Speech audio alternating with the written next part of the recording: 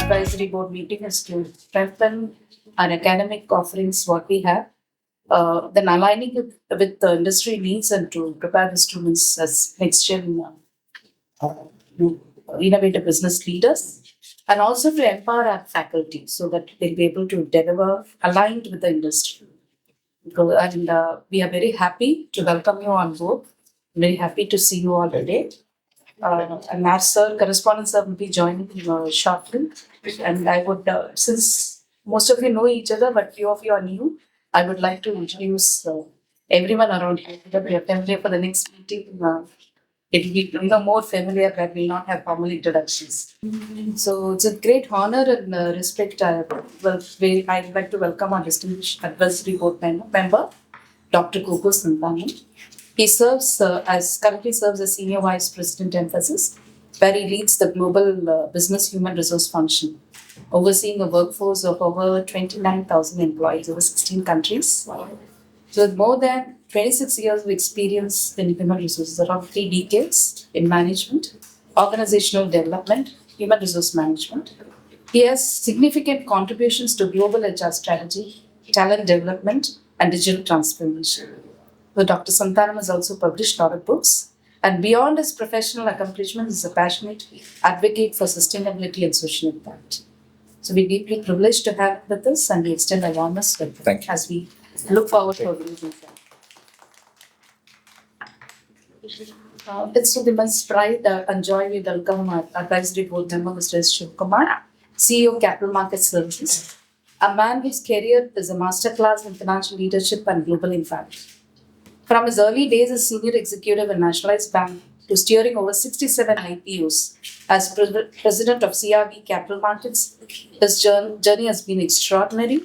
He has held prestigious roles across continents, including managing director of First Merchant Bank in London and director of Prudential Capital in Singapore. Today, he leads Enco Growth Finance Limited and Capital Market Services, guiding startups and industries with strategic financial expertise. His influence spans television, academia, international business, and directorships in companies across Australia, Singapore, and India. We are truly honored to have such a multifaceted leader amongst us today, and we eagerly await his wisdom. It's my privilege to extend a warm and respectful welcome for our advisory board member, Mr. Ganesh S. Over 3 decades of years in leadership, in technology-enabled education and skill development, Mr. Ganesh has shaped learning ecosystems across diverse business verticals. An alumnus of IIM Calcutta and a certified independent director, he brings strategic insight from institutions such as IICA and ICSI. He currently serves as Head of Learning Experience at American Society of Mechanical Engineers, ASME, while also advising leading organizations in EdTech, IT, and consultancy. His contributions to national councils, including FICCI Skill Development Council at XTIC and at IIT Madras, reflects his commitment towards impactful learning. A passionate mentor, coach, he has trained faculty and entrepreneurs through global programs from Wharton, Case Western, and others. His dedication to experiential learning and academic innovation continues to inspire educators and learners alike. We are honored by his presence and look forward. It is our honor to welcome Dr. Ishwar Balaji, a distinguished leader in shipping and logistics industries with over 24 years of rich experience across domestic and international markets. His journey begins with Semcom Logistics, where he quickly rose through the ranks, handling global clients like Unilever and Samsung. So his international exposure spans key roles in Muscat, Dubai, Abu Dhabi, where he represented major shipping lines and led strategic logistics operations, Currently, he heads the liner division at eShip Global Logistics, overseeing trade networks across India, the Middle East, and the Far East. A gold medalist in MBA, International Business, he also holds a second master's degree and is pursuing his he's completed his PhD in management. We are truly privileged to have him with us today and look forward to the inspiration he brings to us. Thank you. It is with immense pleasure that we welcome our distinguished advisory board member, Mr. S. Jairam, a visionary leader with over 30 years of experience in sales, marketing, and administration. Mr. Jairam's journey started in sales at Murugappa Group to his current role as Deputy General Manager for South and East India at Business Standard. His expertise spans across FMCG, telecom, and media, with notable contributions in Aircel, retail, and Kumudar publications. Academically accomplished, he holds a Master in Marketing Management and he has completed Executive Education in IIM Kozhikode. We are honored to have him here with us, and Mr. Jairam has played a very key role in our various programs is brought in Business Standard as a knowledge partner. Most welcome. It's our privilege to welcome our distinguished advisory board member, Mr. Vijay Kumar B, a seasoned IT professional with over 17 years of experience in banking and financial domain, currently serving as delivery manager at BNP Paribas. He has led strategic projects across global regions, demonstrating excellence in project planning, stakeholders engagement, and financial analysis. His expertise spans capital markets, data migration, and performance reporting with a sound foundation in both agile and waterfall methodologies. Mr. Vijay Kumar also has contributed as a business consultant, sharing his deep knowledge of quantitative finance and risk management. His leadership has guided teams across complex implementation, delivering innovative solutions in major financial institutions. Having him with us today is a great honor. Also, we would like to add that he's one of our professor of practice, handling papers in finance. So it's got a touch base with my students. Thank you, ma'am. And also, I would like to add on, I'm a student of Vijay ma'am from year 2007. I'm very much honored to be part of this meeting. Thank you so much, sir. Apple of my life. So we extend a warm welcome to our esteemed advisory board member, Mr. Vinay Kataria. He currently serves as Associate Vice President of Barclays and brings over 6 years of distinguished experience in management consulting, product innovation, and digital transformation. He has played a pivotal role in shaping strategic initiatives for leading financial institutions, including public sector banks and global corporations. His expertise spans retail lending, agri-finance, credit solution, customer experience design. An alumnus of IIM Indore and Anna University, he has been recognized with multiple awards for excellence in digital strategy and entrepreneurial achievement. So prior to Barclays, he held key positions in Ernst & Young, ICICI Bank and TCS, contributing to high-impact projects and sectors. His insights into business transformation and innovation continue to inspire professionals. So we are honored to have you with us.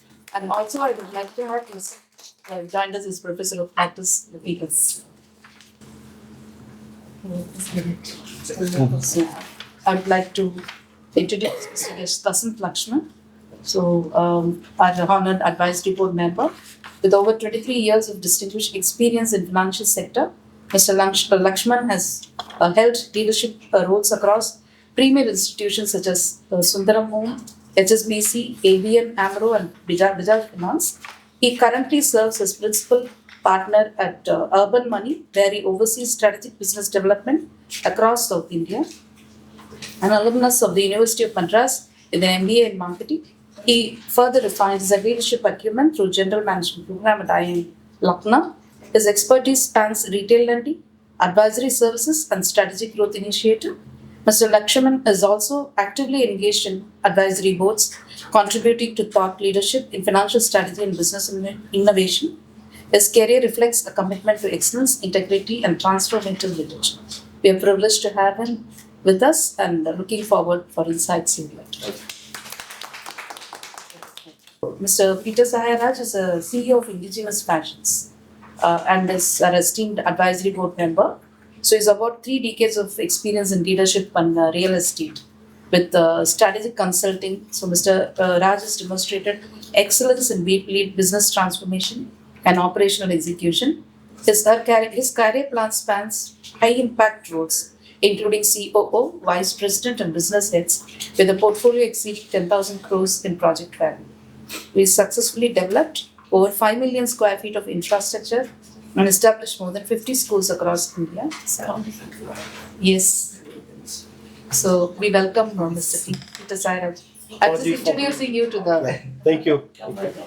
So, a graduate of IIM Calcutta Strategic Leadership Program, he brings deep expertise in land acquisition and regulatory compliance and institutional growth.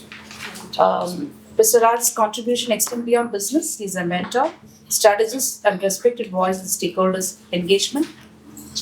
We are privileged to have him with us and look forward to the insight his he will share. Warm welcome, sir. I would like to introduce Madam. Madam is our respected principal, Dr. Malati Selvakumar, and with her exemplary leadership, vast academic and administrative experience, an unwavering commitment to excellence, she continued to be a guiding force to our all.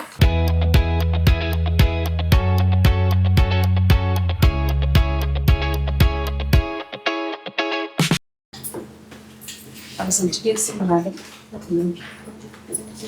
So we'll continue with Ma'am's introduction. So, with her exemplary leadership in vast academic and administrative experience and unwavering commitment to excellence, she continues to be the guiding force for us all. With over 36 years of teaching experience in research and in academic administration of about 2 decades and about 2 decades of experience as principal, she's authored many books, published a lot of research papers, has served numeric academic councils and doctoral committees. An accomplished leader, visionary, she has significantly contributed to the growth and reputation of SA College of Arts and Science, yet to be honored by her presence. A pleasure to welcome you.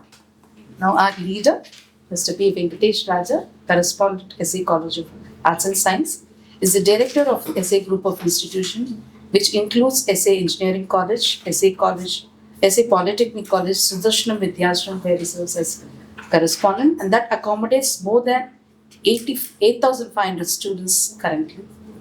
Mr. Ganesha Namo. After completing his Bachelor's of Engineering, he pursued his postgraduate degree in Information Technology from Monash University. He is among the academic council members for many institutions. He has also served as Joint Secretary in Consortium of Self-Financing of Arts and Science Colleges in Tamil Nadu. He has received an Arch of Excellence Award from the All India Achievers Conference and was given an Edipreneur Award by Dr. T. Rosaya, the then governor of Tamil Nadu, for consecutive years. Within a short span of just 5 years, SA College of Arts and Science became one of the best education institutions in Chennai.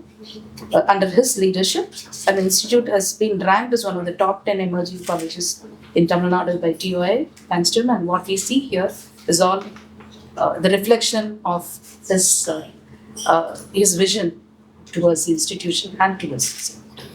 Thank you so much. I'll introduce my team over here.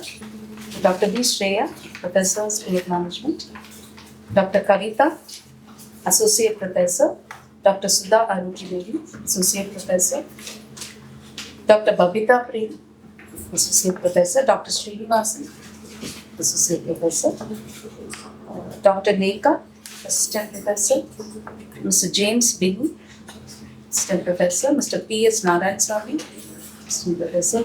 Mrs. Kalpana, Assistant Professor. Mr. Muhammad Ajman, Assistant Professor. Also from Bachelor Business Doctorate Padmanabhan, Head in Charge of BBA. Dr. G. Tyagarajan, Associate Professor. This is our team who's we are all very eager to listen to your input so that we can carry forward. I would like to invite our correspondent, Mr. P. Venkatesh Raja, for opening comments. A very good morning to all present here. I feel very glad. I feel very happy to all you to have all you are on board today. On behalf of our School of Management, personally want to welcome and thank every one of you who took time to be here available for us. Thank you so much.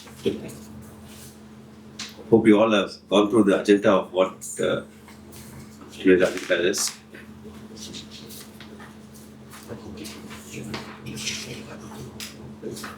Starting from getting approval from AICTE, creating an infrastructure for best infrastructure for our students. All these things are my job, and I think my job is over, and it has to continue in another sense. Now it's high time to hand over this department to the very expertise committee. So from here onwards, I think you have to take it forward. Only the expertise team can give us more advice and suggestions of what we have to do. Hope we take all your inputs in a good manner, and we would like to know your expectations and your suggestions today. That's the most important for us to run this MBA program. And I don't believe in just following the AICTE syllabus and completing the courses and obtaining a degree for our students. More than the syllabus, that's beyond syllabus, what we have to do, we have to teach. It's what I want to hear from you all. That's more important. More than my focus is not only placement. Okay, that is not my destiny. All of them will get placement. Okay, by doing more courses, more value-added courses, more technical skills, I believe in building a good culture and a good attitude for our students. That's more important. This has to help him for his entire career to become one among yours. Okay? Perfect. So my intention is that. So hope you give us good suggestions based on your inputs. We will take our department to the next level. Okay. So thank you for being here, and we'll start the country meeting. Thank you. Introduce Dr. Prabhakar, Director of Placements over here. Before I move on to ma'am, your opening.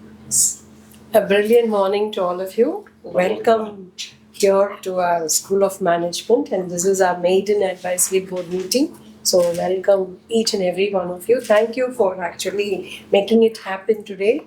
Last night when it was pouring, I was so worried whether everyone will be turning up or something, but I'm so happy you all made it up.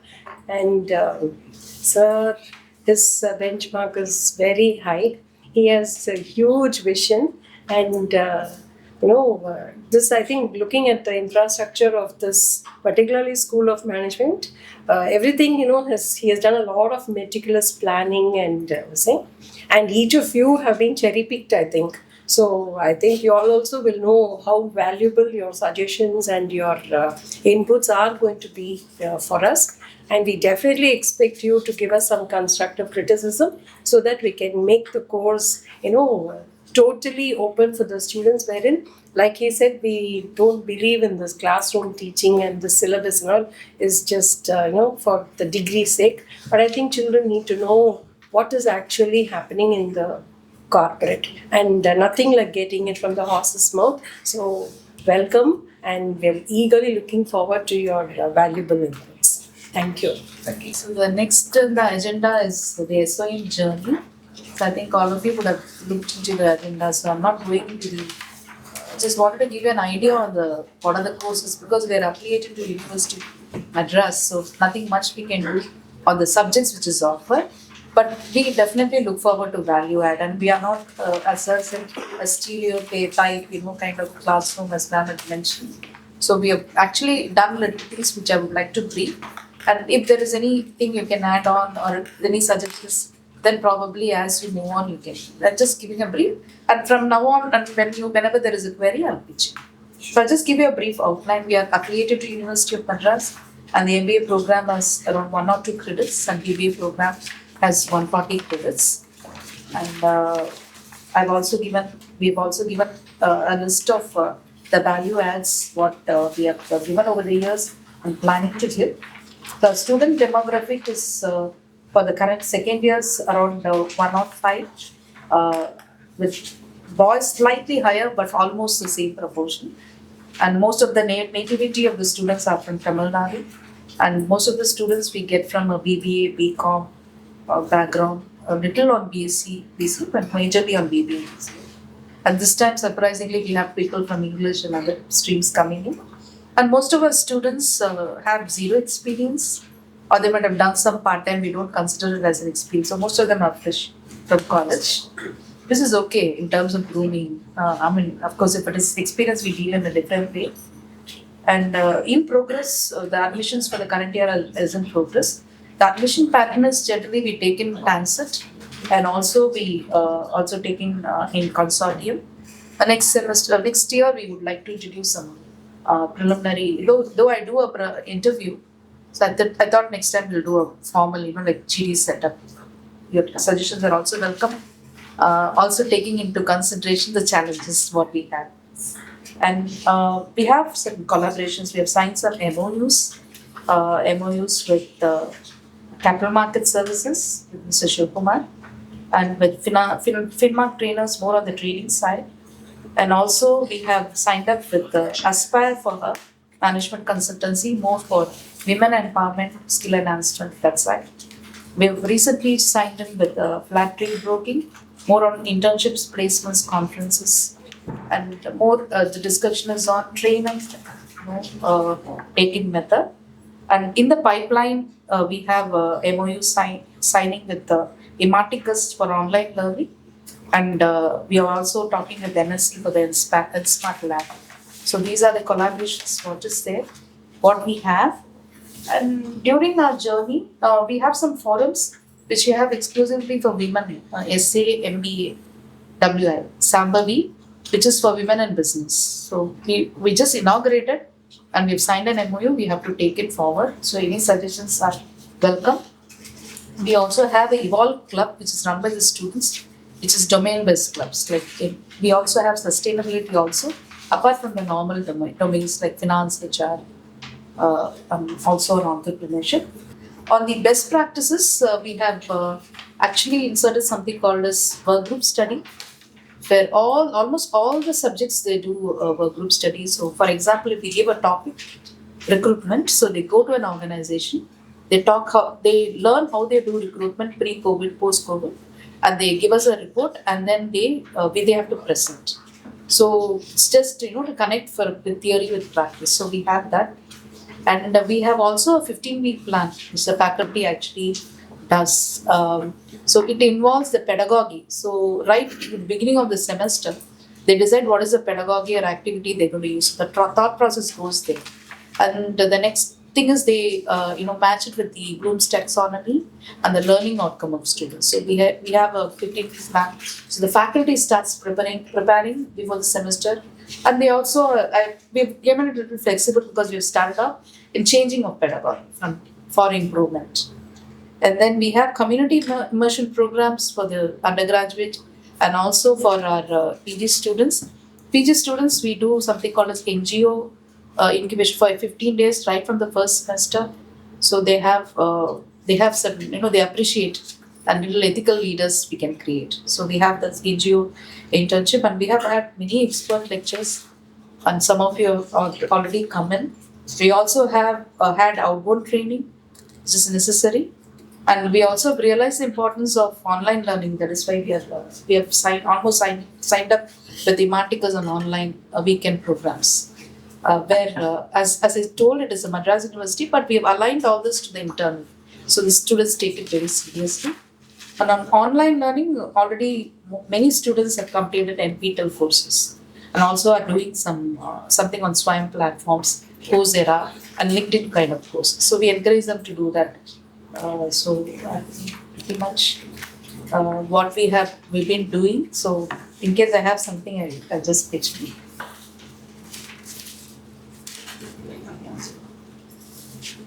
So we've had some flagship events like Confintly, and we have something called as Melange where we call everybody, all the students from outside. So these two are the flagship events what we have. And what we have, and another major thing in pipeline is to develop an entrepreneurship community.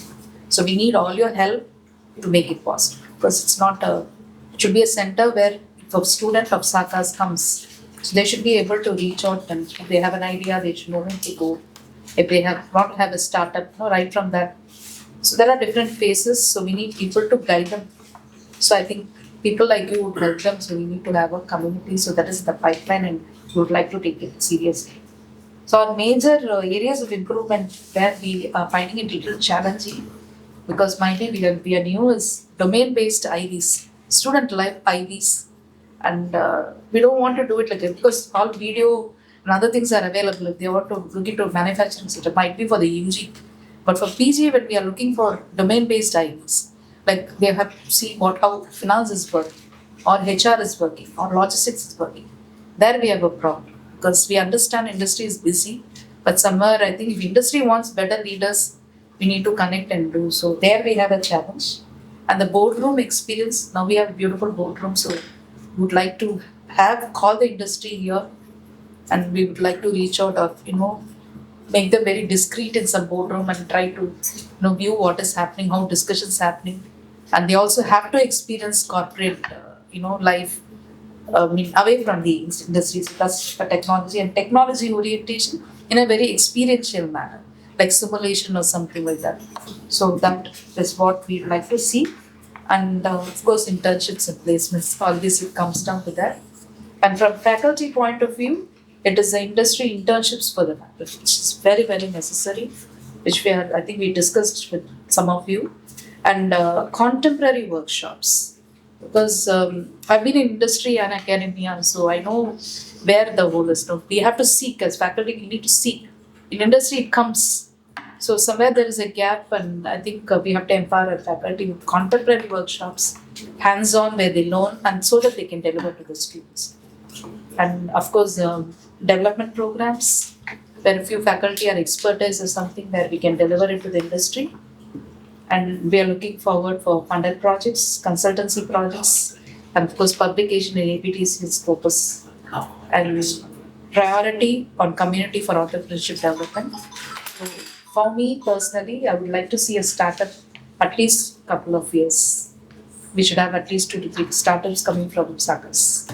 So that's what I would like to, and I can pitch in wherever necessary, or if any questions are there, I can answer. The rest we can answer. So there are some electives also, right? Yes. So this is like what 3 elective students can choose? 2. It's a dual elective. Okay. So as per the university norms, they can take 2 electives. So for the past, only one first batch has gone in 2025.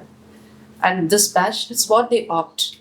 So what we offer is we offer certain things, but then they opt. So majority, at least 10 they have to as per norms for an elective. So what we've offered now is marketing and business analytics. Okay.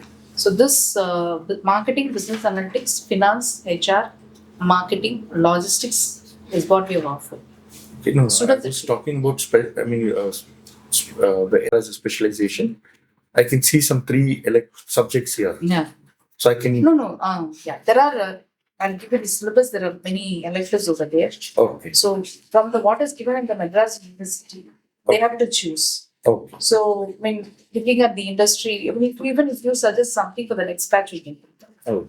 So anything specific, I'll share it at next. Sure. Syllabus is there. We'll have a look and then probably pitch in the open forum. Elective is there. List of electives. What we have offered, I've given it. That's what. Okay. So they choose. They don't choose. They choose the elective. We are choosing the subject. You asked them to choose or you No, choose? subjects we are given. You have given Yeah. the subject. The subject. When we say HR, we say these 3 subjects. Okay. And we keep changing this. We keep changing. Exactly. Domain specific, it is there. So this is something which you can tell us. It is there, what we have offered. If you find that no, this is what is going to be the trend, then the next offering we will offer. So according to our feedback and our what we get from industry is what we have offered. And of course, we have to look into the student caliber also, right? We cannot have everything I think both of them are nodding because they're interacting with the students, so we cannot give them some high funda stuff where they are not able to crack. So whatever we do, whatever is not there, we can value add. That's how I see it. Something higher end will be there where they'll not be able to get through, then it will be a problem. Correct. That's the main Indian. We have to match. So I think I would leave the platform to Dr. Gokul. A couple of things I just want to note, because my memory is not that sharp as all of yours. Accounts for managers. Accounts for managers. The accounting profession as such has evolved very much. And today, what we are seeing in the corporate accounting system is we have moved from normal tally and all accounting systems to XBRL.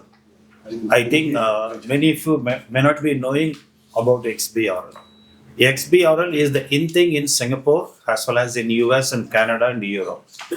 The accounting system of presenting the company's accounting in the form of XBRL, Extended Business Reporting Language, has come and it has been occupying in all overseas countries. India is in very early stages of embracing into XBRL. And if our students don't learn XBRL now, they'll be falling behind to any of the students in the next upcoming corporate placements and all that. And India will one fine morning announce XBRL is compulsory for all accounting. We may not know when Nirmala Sitharaman will announce it in the parliament. If she announces it like GST, we may have to embrace immediately the XBRL system. I have done this in one of the universities in Madurai to take XBRL to MBA students. We have initiated, there was a good response. Even students from other universities, they have joined.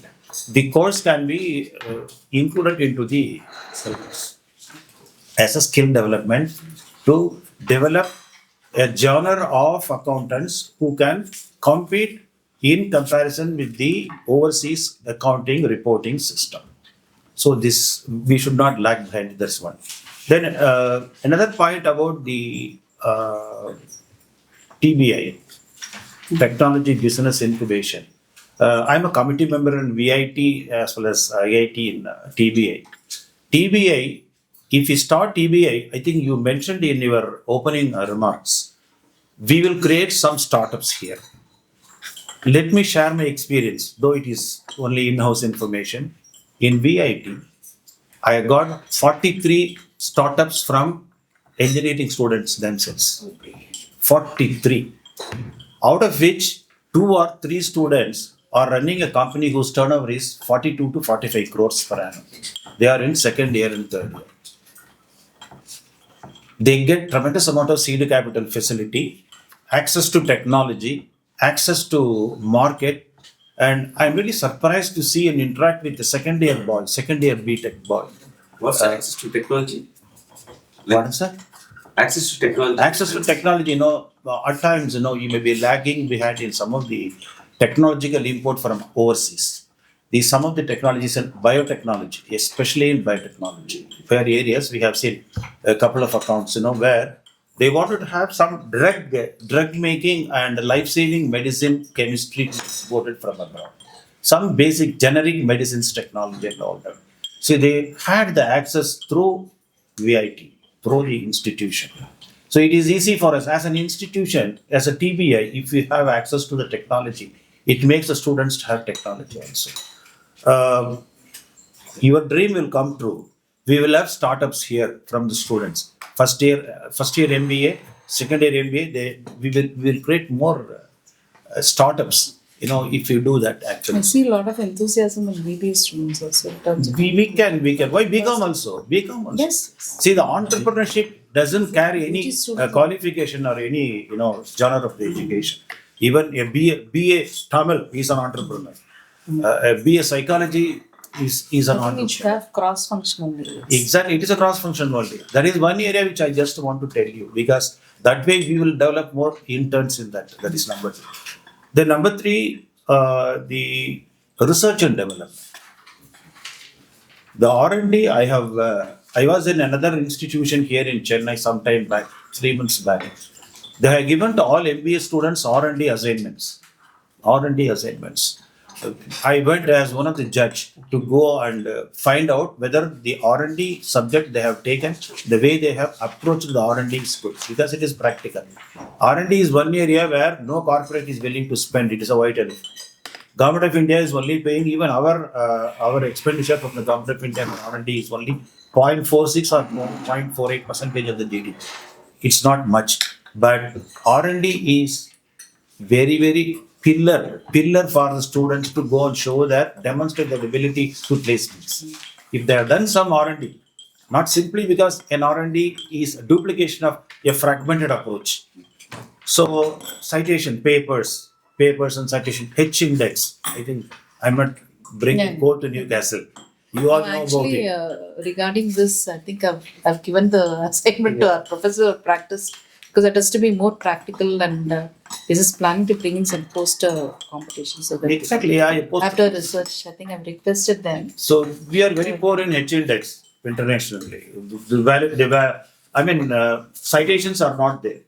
We are fourth in the world for presenting papers, but we are nowhere in citations. That being the case, students have to be encouraged towards research and development. That way, R&D can be given as one of the skill curriculum to these students. Maybe let them. You can guide. You are all experienced people. So that is one thing. Then about last but not the least, interns. Well, I have given a lot of interns to SA. I continue to give a lot of interns. So interns are open to me. Then additionally, as incentivize the internships, this year I think I discussed already with Dr. Vijay. I have an office in Singapore as well. So what we can do, we can select some of the students. We will give them an interaction in Chamber of Commerce in Singapore and then other industrial or business houses in Singapore, for which we can debut students from here, incentivize them so that we conduct some interview and all that. We incentivize them, take them across. We will foot all expenses for one student to go and stay in Singapore for a week, interact with the Chamber of Commerce, interact with the corporate and all these things. That will be the first of its kind. I am prepared to cooperate with that for your students are concerned, either BBA or MBA. And skill development, of course, I find, their knowledge, language skills are very poor with all MBAs. That's what I have observed with the people who come to me for intern and all that. Their skill in knowledge in terms of language is very poor. So conversational ability is also very less. They are all afraid. They feel very shy. That has to be taken on a priority basis for skill development. And we should make the people to come onto the stage whether they like it or dislike it. So that way we should push them from the springboard so that they start swimming. So that way I find that many of them are wanting in language skills. So that has to be taken on a priority. So my primary observations are this. Otherwise everything, we can take it up. Anything to add in your domain, sir? Would like to continue? I'm a domain person. I don't know even how to switch on or boot a computer. So that way, the financial skill have to be, we can take the students to NS, some of this option and future trading and all that. I can take the students on physical, not augmented, no simulations. We can take them to the real market. The Jane Street is a great case study for all of us. So Jane Street, how it happened, why it could have been avoided. There are a lot many things practically people have to learn. So in the secondary market, I'm not a secondary market man, I'm a primary market man. Primary market also I can help. I can help IPO from start to finish. We can certainly guide the students. For faculty also, I am prepared to host faculties to be with me during IPO. From top to bottom, I can, I manage nearly 60 to 70 IPOs independently as lead manager. And fortunately, I headed the number one merchant banking company in India. So that way, we can also have a thorough practical knowledge for the faculty. If the faculty is empowered, the society is empowered. So that way we can always get this done for you. Primary market, option and futures, derivatives market. We can take you all through private. Domain-based IVs also I can take you for some of the companies. I can certainly take you for IVs. That's all. Thank you, sir. And to add on, I think we've had this constant problem with communication. Dr. Prabhakar, and we've had discussion with sir also. We are signing up with hand-holding actually. This current second years, we are starting in first, second, third. First years right from the beginning. So we believe that it should not start with the 3 days. So we are hand-holding them, having weekends so that we see how much we can push through and If necessary, make some English language Yeah, that's- course proficiency also for them. Yes. We're going to have Because they start talking in English, they immediately switch on to Tamil. I said, go ahead. More important is the buffering of the ideas, message. yeah. You should buffer the communication. Then use the language. I used to tell that's- them, you talk in Tamil, never mind. we are on it. Let us see how successful we are. So sir has given That's a great So it's deficiency. a I've trial. noticed. Not only from SA, from many colleges I've Yes, sir. seen. I understand. So Dr. Gokulsanthan, So how much time do I have? please go on. We'll monitor the time. Okay. So I have written down something. Probably I'll go all over the place. Towards the end, Yeah. I'll try to come to the main You can point. also share your MBA experience Yeah. I will. as a student. Definitely. Studied in XIMB, Yeah. Bangalore. So So what you expected on those days, how you work for 16 hours a day, all those things you do. yeah, so I'll start with that only because that's what I've written down. See, with the basic question is what MBA students lack today, right? Because there is a huge gap when students hit ground, and that's what most companies are worried about because why hire MBAs becomes a question if you're not able to get MBAs who are able to show the difference. Because when MBA students come and join the company, there are also people who are working in the company who've been there for several years. People who don't carry a MBA, probably they would have like 4 years, 5 years of working on the ground.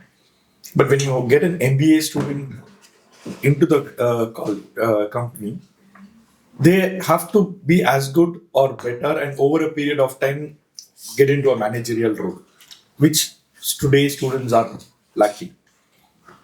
But here again, when you look at a college like an IIM or XLRI or TIS, TAP, these colleges, when people come, there's a huge difference. And that's why companies are also willing to pay a premium to get those people in. Now, it's not just a skill issue, it's also a will issue here. And we are not expecting our students to immediately go and join the Hindustan Lever or the Unilevers of the world or whatever. But at least we want them, like Sir said, they have to be people who are not bookish, they are more practical in their approach. That in 2 years' time, even communication as a skill, right, is not something that we can drastically improve for students, but we can give them that self-confidence and the practical knowledge. This, I think, most of the colleges, because I've been visiting a lot of colleges, the top ones, mid ones, and the low ones. And I learned more on what colleges are missing from the low ones. And that clearly says that pure academic knowledge. So, for example, when I looked at this, right, the first year subjects are very good. Definitely, you have your organization behavior, accounting for managers, managerial economics. I think this is from a general management point of view, everything gets covered. Definitely, one big gap here is this will still be more of theory. Right? If you're taking organization behavior, I'm sure Luthans or Stephen Robbins is what will be there, or Philip Kotler for marketing management. So when you read this, you know the basics and fundamentals of marketing, fundamentals of HR, fundamentals of accounting, because I had no, from an engineering background when I went for my MBA, I absolutely didn't know what a balance sheet is, what is sundry creditor or debtor or whatever. So it was very important to read a balance sheet, how to balance it and all that. So that basic knowledge is good for everyone. But then when we move to the semester 3, the subjects have to be very current, and because you'll have to look at what type of companies come here and hire, right? Where my students go and join, what type of role they play. In my understanding, most of the students, if you're talking about placements, if they are marketing, they will all join for sales roles. If you're talking about HR, they will join for recruitment roles or something to do with technical HR kind of a role. So I think it's important that colleges start training people on recruitment as a subject. Talent acquisition has to be a subject.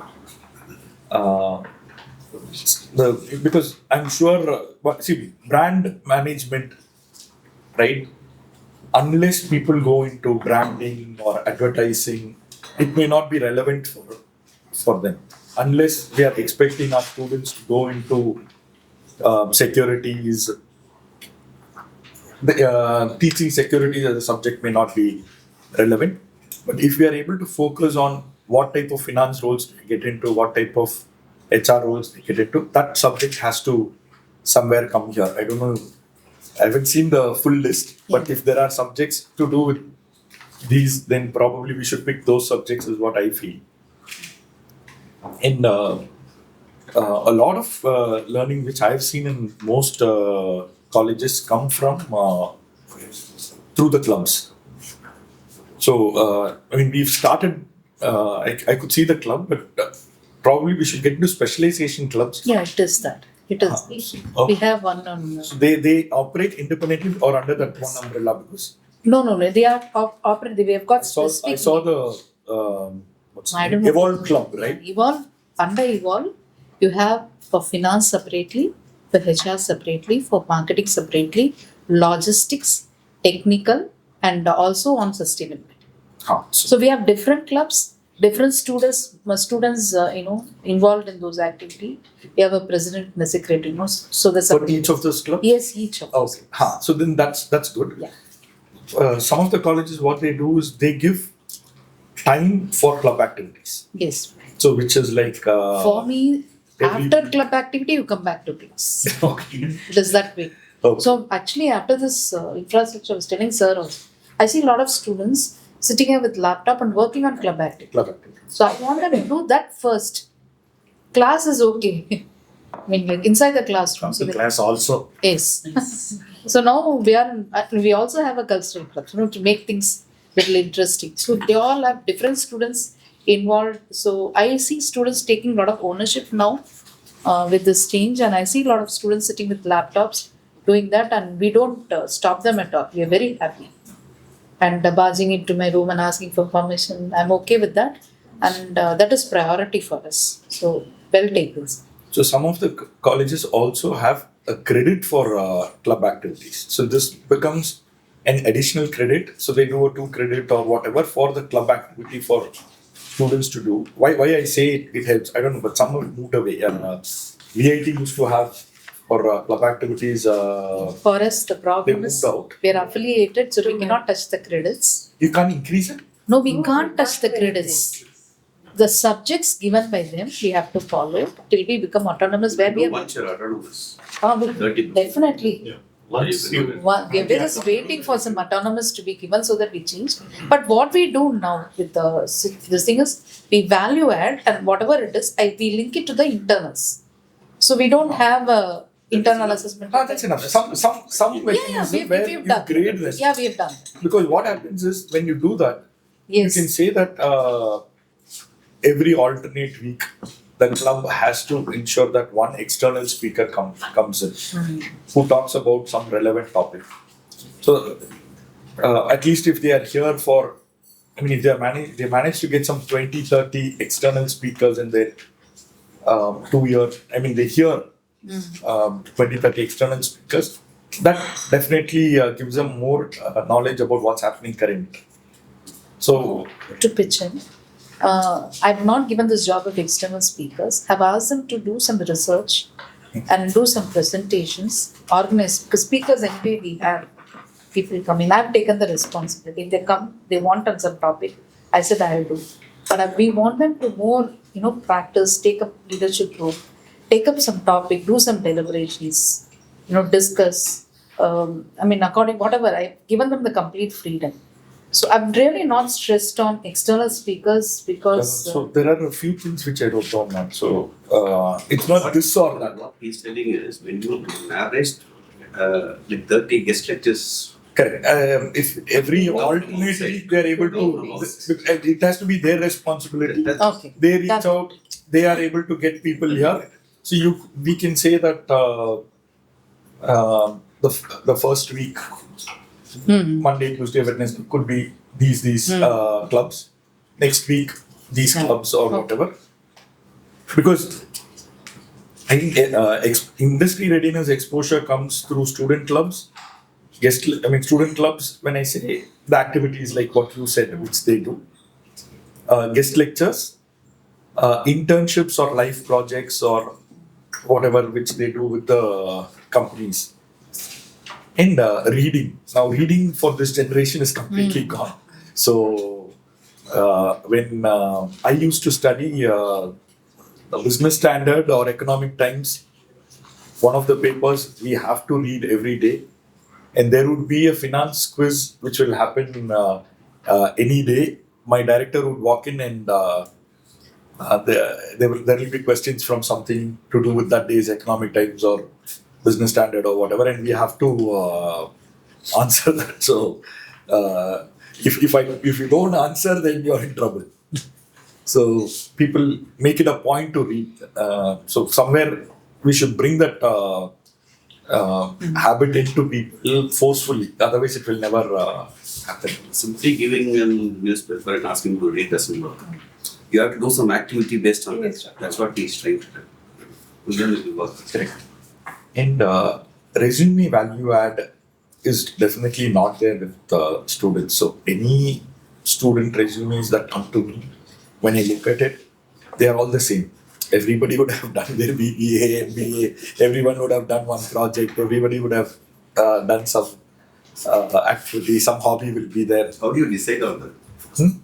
Looking at the resumes. You can't. It's very difficult shortlisting people with resumes these days. But there are today a lot of these MOOC platforms available where people can go get certifications or do some projects, publish papers or whatever.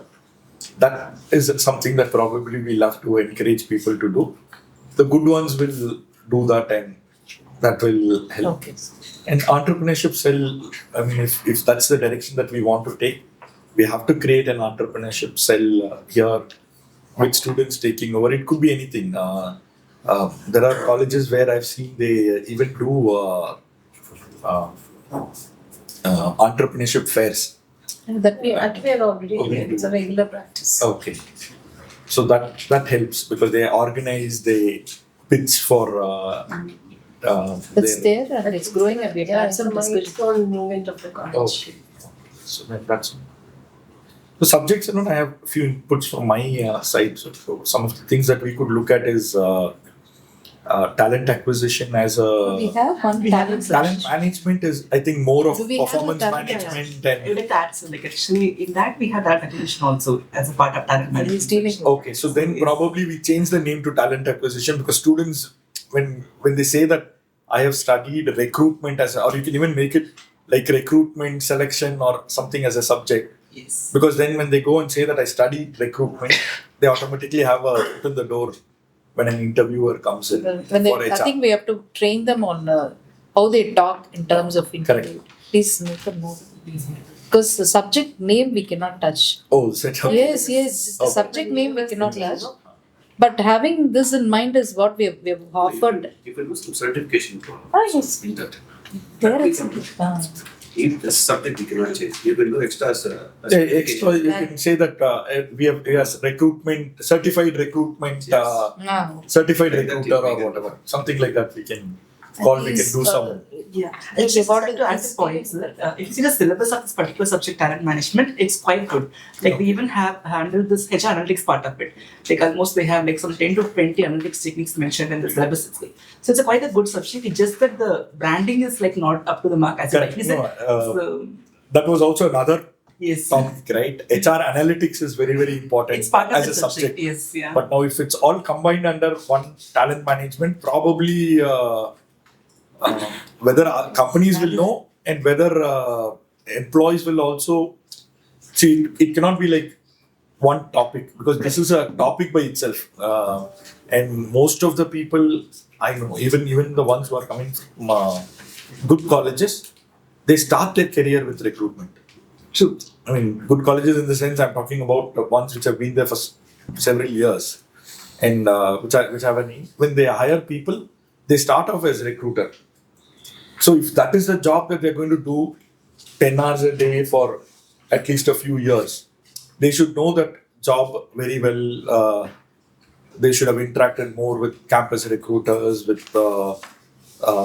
should know how to screen resumes, to shortlist candidates, to check some basic organization fit. So it's a subject by itself.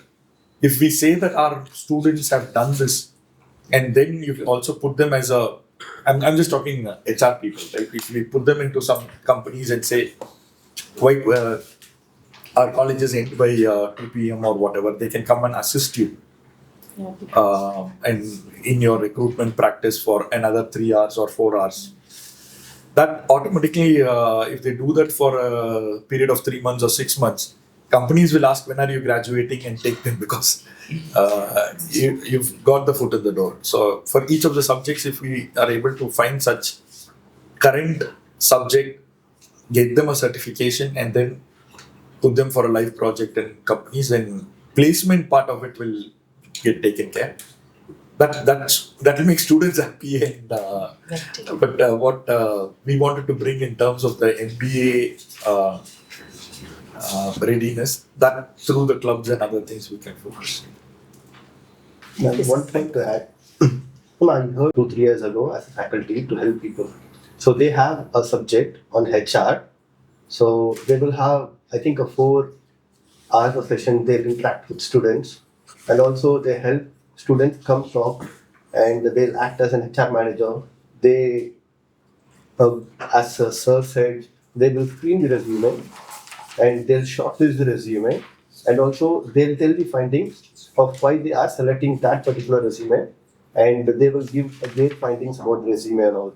So the interview process is also a part of the curriculum what they have with mathematics, but I'm not sure if they are still continuing to do that. But if that is what is being advised by sir, I think that is being covered, but you can check with Imaticus if that course is still continuing now. We'll see how. Yes. Thank you so much, sir. I'll pitch in later on. Sure. When we have a conversation. Now we have the Shivakumar sir has completed his session. Mr. Ganesh. So, good morning all. I have a few points which I wanted to put it across. Considering the constraints that you have not being an autonomous institution. Slightly away from the topic or subjects, the first request is that there should be women representation in the board of studies. Rightly pointed out by sir yesterday. So, We are roping in. We have spoken to 3-4. fine. The clause is a little straw in that. Absolutely fine. So there are a couple of points wherein I might be antagonizing the faculty members, but still I wish to do that. Okay. This is something which you look at considering, especially for the MBA. Look at the timings being extended at least 7 or 8 in the evening. Operate your faculties in 2 shifts if required. Um, it shouldn't be like they are coming at 8 o'clock or 9 o'clock as per the Arts and Science College syllabus and structure, what do that they do in the afternoon. And no buses, which is going to be a constraint for them to leave other things. Okay, so this is something which I suggest, and if you could look at restructuring your faculty engagement accordingly. The reason for extending it to 7 or whatever it is, your way you could structure your classes, okay, it need not be one after the other. Okay, so you have session 1, then 2, just after 5 minutes or whatever it is. Stagger it over the day. Okay, there could be breaks, there could be activities in between. If they work on it, move on to the next session. Okay. So that's my suggestion on the time frame. Either as a club or as a value add or as a discussion forum or whatever it is. I've been strongly advocating to institutions largely when it comes to question of economics. Might have voiced it once in the past. The current syllabus as far as economics, wherever you go, confines only to microeconomics. Macroeconomics is almost not there. Okay. But today, the business world is largely restricted by the macroeconomics. So, of course, I understand you can't have introduce a new paper and things as per the university norms. So, bring in macroeconomics and geopolitics as well. So, if there can be a separate club or something and that activities on macroeconomics and geopolitics, because today management world wakes up without knowing what is going to happen, what Trump is going to say in the last night, and how is it going to impact us. So that's very important to have that part. The next element is about the teaching methodology. Serious advocate of that. This is for the faculties. Humble request, slightly move away from your PPTs. Okay. Using of modes, and fundamentally I would say, don't even go and teach. Okay, don't teach. Make them teach. Okay, you don't need to teach, make them teach, you observe, give feedback and facilitate the exercise. We talk about the flipped classroom models. Okay. நீங்க உட்கார்ந்து நாளைக்கு செஷனுக்கு PPT உட்கார்ந்து ready பண்றதோ இல்ல PPT தேடி download பண்றதோ okay you don't need leave it to the students. Let them do it. You have an agenda, look at whether that agenda will address the students. Guide them. Yes, you need to facilitate the exercise. They don't need faculties anymore. They don't need faculties at all. You need to be a facilitator of this exercise. This is a very good point. I teach in a few management institutes, and every session ends with me giving a topic for flip class. And the next day we'll start with the students presenting the flip class topic, and I just listen and correct it. And at the end of every term, my students rate flip class as the most interesting of all. And they say that they learned more through the flip class because they go read, they go prepare, and they come and present. Of course, sometimes they use ChatGPT, but otherwise they do a lot of hard We are work. still listening to Means what Very good point. I have actually told them Okay. to slightly move away from that lecture-based learning. So ask them to prepare some 15-week plan. So where so faculty are also learning now, few of them. So flipped classroom and activity. I mean, they also have to link it, with many things because we have our deliverables. I don't mind engaging with your faculties for a couple of hours, at least a day with them on the changing teaching methods that needs to be done. The next element I wanted to tell is that whenever I interact with the student, especially MBA students, even I've sat in some of the vivas, you ask them about an organization or an industry, they don't have much knowledge. If they need to have an understanding about the industry and how the industry functions, my request is that right from the first year, first semester, ask the students to open a DMAT account and start trading. Okay. If they can't, at least use a tool like MoneyBuy, okay, for them to get into a simulated environment of trading. That's when they will be knowing about what are the organizations, what industry tools are, how is it impacting the business. Everything they should be able to understand practically. Why do I choose this stock? What is the reason for it? Because this is the way that the industry is structured. So, them on to whether they are belong to finance, HR, doesn't matter. Let them get into it. So they will be understanding the business nuances or how industry functions. Okay, so that's my next step that I have. We could have something like a picker board, place a large board which is not exactly a notice board. This picker board would be managed by the student side, wherein they come in the morning. Some set of students are given the responsibility of filling up the details like what was the Nifty closure yesterday or a BSC Sensex closure. Today, what happened in the morning when NASDAQ closure happened. So the points or the key bullion rates, let them come on a daily basis and keep it on a round robin with the students. Good. Okay. I think they go look into it and then start. Even commodity market. Yeah. Commodity. So you could have 1 or 2 boards or 3 boards and let them manage.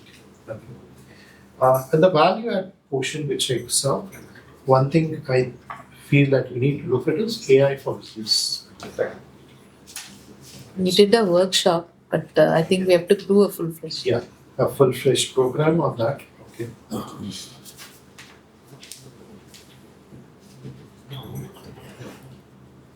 Now, when it comes to question of entrepreneurship as a journey that you wanted to,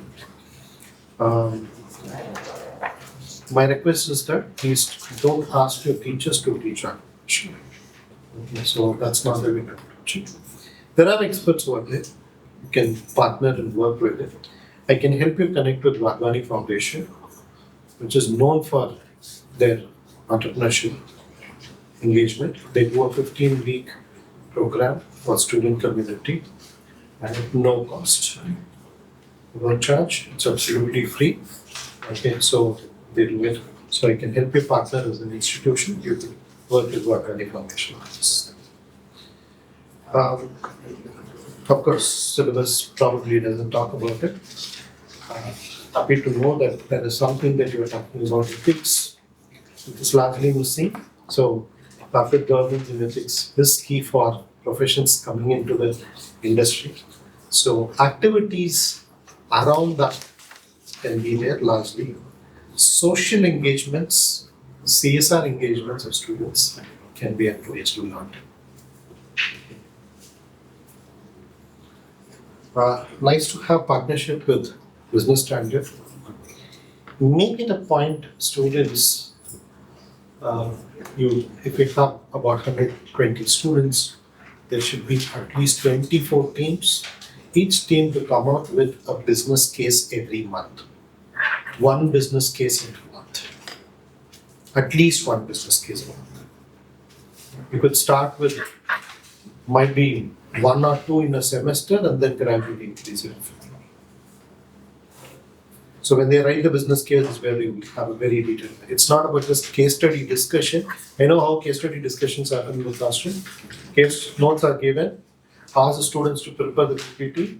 So PPT, everybody come and present. All the PPT, probably the color schema will change, but the content remains the same. And ChatGPT helps them. Yes. Okay. So today, if you put it in Gamma, you get this a PPT created in few seconds. Okay. Um, Instead of asking the students to come and do a presentation, PPT based presentation, ask them to create a short film. Today, they have the power, everything available on mobile. Why conventional PPTs? And they are very smart and good. And they can create reels and post so much. Why not? Okay, so let them work on creating videos. Okay, short videos as presentations. Somebody might be very creative in even drawing, so they could even present the idea in a canvas. Okay, somebody might be good in writing a poem. Let them present it as a poem, the thought process. Why should it be only a PPT exercise? It's a storyboard. Yes. Okay.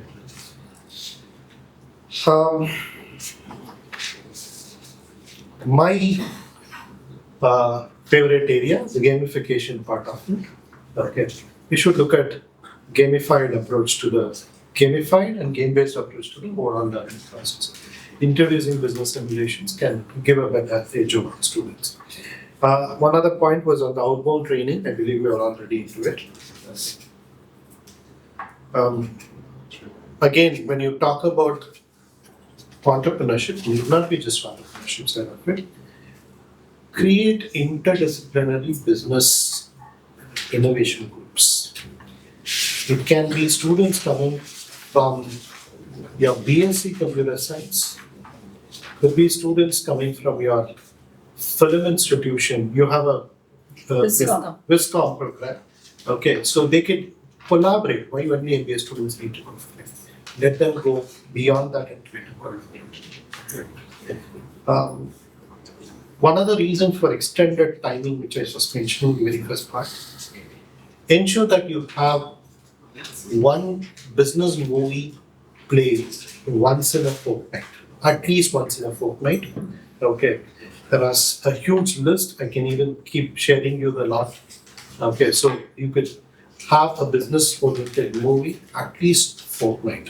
If it is possible to happen in a week, it's fine, but at least a fortnight. Okay. There could be sessions, classrooms enabled with television sets. Have earmarks on time for CNN IBN sessions. Okay, let them watch business news and come out with the presentation or thoughts on that a week later. They could pick a script, analyze the script for the whole week, and then the next week they talk about the momentum of the script and what were the reasons. Okay, it can happen. Try to assign mentors. We would be happy to for every students and also for faculties. Students we have. Faculties. Assign mentors for faculties. Student internship. Personally, there should be compulsory faculty internship. Okay, that's why I said at the beginning, I would be antagonizing faculties. Okay. No, we So already. get them onto the CSR engagements, both faculties and students. Okay.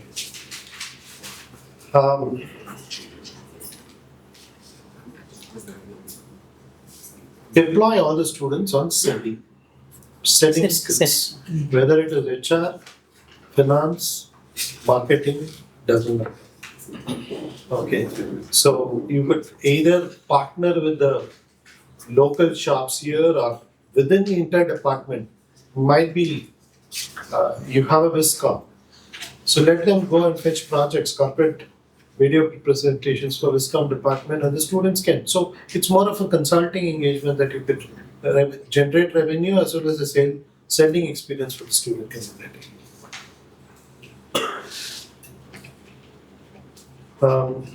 Yeah, so it's a long list, of course, I said. Okay. Focus today when it comes to, because I see a large number of people coming to the finance domain. Okay. Quantitative finance is emerging as a bigger area. We could work something on quantitative finance. And from an opportunity angle, the big fours. the large consulting entities today, because of the GCC growth in India, you have a lot of opportunities for taxations, US taxation and other areas. So US taxation have additional element of US CPA, those kind of programs if you could factor in. Chennai being the top GCC. Yes. So it's a big need there. Okay. From a placement angle, அவருக்கும் வந்து நாங்க EY-ல place பண்றோம், Deloitte-ல place பண்ணோம் அப்படின்னு சொல்லிக்கிறதுக்கு it's a good thing, and that's what the students, the next batch would look for. Okay, so if you need to garner more interest and admissions to happen, quality students to come, this is something which is. So that's why submissions only if it's long. Thank you. This is small, when we're talking about simulation, we're talking about NSE and Smart Lab, where they get a feed, one day. So I think that would be a good platform. Live feed is available with money. Okay. Another thing is about gamification. I think we should take it up on economics, on simulation lab. Couple of simulations you could start. I think economics will start. Economics and probably on corporate strategy as well. You told about faculty, the mentors for faculty. How will it help them? In your view? Okay, so now we are expecting the faculties to go teach a facilitation. Okay, now they are structuring a package. In the subject நான் teach பண்ண போறேன், இந்த topic பண்ண போறேன், they can get assigned to a mentor, industry mentor, who can give them a way of approaching it. In the topic, இன்னைக்கு வந்து இப்படி approach பண்ணுங்க, இல்லை இந்த week இப்படி approach பண்ணுங்க. So every day they will not be able to engage with a mentor. So might be once in a week or once in a fortnight. Okay, who could tell you, okay, this is what's happening in the industry, so you could restructure it this way. Okay, you can add these elements. See, my observation as far as faculties are concerned, as far as the Indian education system way, faculties are supposed to work a lot on research and contribute to research. But today faculties, as far as the Indian education system is concerned, 90 or 95% time of them are used on administrative activities. Unlike the Western world, which is the completely opposite. Okay. Now they so but I'm talking about something which is a harsh reality. They don't have time to go through read the newspaper. Okay. We are asking our students to read the newspaper. How many of our faculty do that? No. Okay. They don't know what's happening in the industry. Okay. So current affairs faculty at least இந்த மாதிரி ஒரு மென்டரோட இருக்கும்போது, okay நீங்கள் paper படிச்சிங்கன்னா போன வாரத்தில் இந்த கம்பெனியில் இது நடக்குது அப்படின்னு ஒரு மென்டரை சொல்லும்போது அட்லீஸ்ட் பார்க்கவாது தோணும். அந்த industrial exposure let them give it. See, student mentoring is different. So faculty guiding it is also very important. So that way I thought faculty mentorship. The mentors will update the faculty. For example, there is one case like, does his views. IBC is a great assuming importance in the Ministry of Finance, IBC. How many of the faculties will know about the latest amendments in IBC? There are 75 amendments in the IBC. It is, nobody knows what exactly is IBC and how IBC is functioning in our country. The MBA graduates have the scope to become resolution officers in IBC.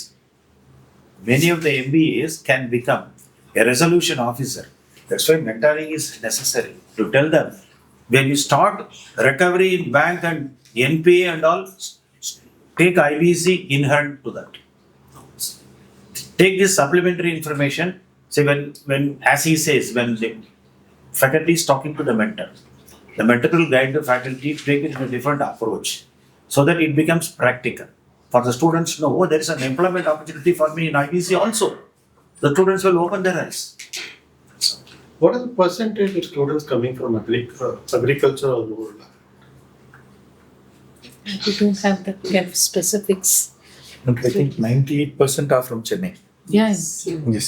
So, They're not No, they're agriculture not. background, Oh, urban. They're not from Urban. agriculture background. Only urban, semi-urban and urban. There are some students who very, very minimal, probably 2%, 1%.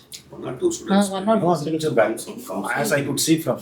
Okay. 1% could have. Then why I wanted to do is that today I see a interest among the community of students on the agriculture sector.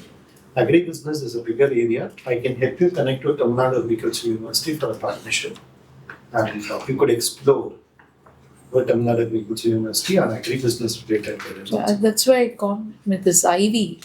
They're able to visit and see. No, we don't know where that spark will come. If you are open for it, you can plan a visit. I can talk to Agriculture University, Tamil Nadu Agriculture University.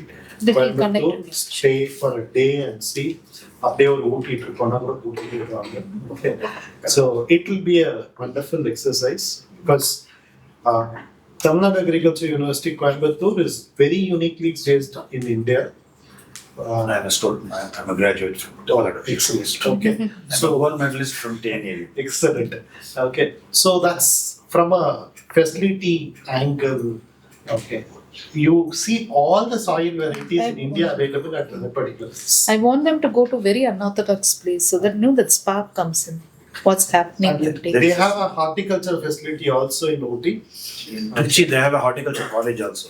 Now, more than going to an university where more academia is being taught, better to go to agri-business centers. Yeah, agri-business side. Agri-business is more practical. They have research stations, they have research scholars and all that. You will find all randomized block designs and all that. But when you go to an agri-business unit, you will see the significant development of an agri-business. I can suggest some agri-business units. I can take some IV. Let us go on. Very near to Tada. I can take the unit. Just to add on that, like for the IVs especially, we have this logistics students. We took them to Adani Port. They really enjoy it because they take it. They discuss, and luckily the ship came in. They were able to. I wanted them to go in that. So again, the suggestion came. I said no. Then we identified something called as insight spaces, where it is furniture, but they do it very different. So we'll be taking them very shortly. So I want them to go to very unorthodox place as you suggested. Okay. They'll, what is happening now, very unorthodox, not going to a company and looking into this factory setup. So that, something were happening places like, for example, agri, of course, I didn't think about it. Now we'll think about it. Probably there. Adani Port India Are they allowing in? Yes. And they do it beautifully. I think Dr. Padmanabhan actually Student took care. business. They Because sell I know badges. India Port is doing that. Even They're Chennai doing Port. it very well. A person comes from Gujarat, he stays there once the thing is fixed. He takes and he gives certificate also to students, and they've made it a paid model because they take it seriously. People are serious going. So they did a very satisfying kind of a thing from students also. And we'll be lucky during that time if the ship comes in, they had a very good experience. So they actually, according to what is there, they very focused on delivering. So if I want them to go to some kind of places like this, like agri-business, not the usual factory visits. That's for UG, it's only to get an idea about business, not at PG level. So if support is. There is a food park in Chittoor, agri food park, where you have 10 or 15 units of it. Even In Karur has a all very the- big facility. What is this thing is a round building? No, Hindi. There's a round building. Urban square. No. Before Before that, there is CC in the engineering India. Small Industries Association. No, sir. There is a circle, Yeah. which is also a Yeah, for food processing and agriculture, there is like a establishment. Left hand side. on the left side there. There's a circle building. Agriculture marketing. Entry Marketing. so agri marketing office entry வந்து நீங்க Hindi estate உள்ள நுழையிட்டு அந்த பக்கம் தான் entry. Madam, அதே மாதிரி what I could suggest is, in Hyderabad there is an institute, a B school called Manage. No? Manage. It's one of the best agribusiness PGDM institution. Okay. Students from 20 universities and 16 states are there. Recently, I went and met them and all. They have an annual fest or 1 week fest. Okay. ஒரு 5 இல்லாட்டி 10 பேரோ நீங்கள் அனுப்புங்க. உண்மையாகவே that will be a great interaction for to meet pan-India boys and girls plus Something. lot of knowledge from the industry. Should also engage with them with MSMEs. There is a institute called National Institute of MSMEs. They must meet. I don't know if you know. So they could even partner with them because can't expect every student to go and join a big four and all. So MSME segment is Yes. a big segment. Thank you, sir. Thank you. Sorry for It's very informative. good. Mr. Please.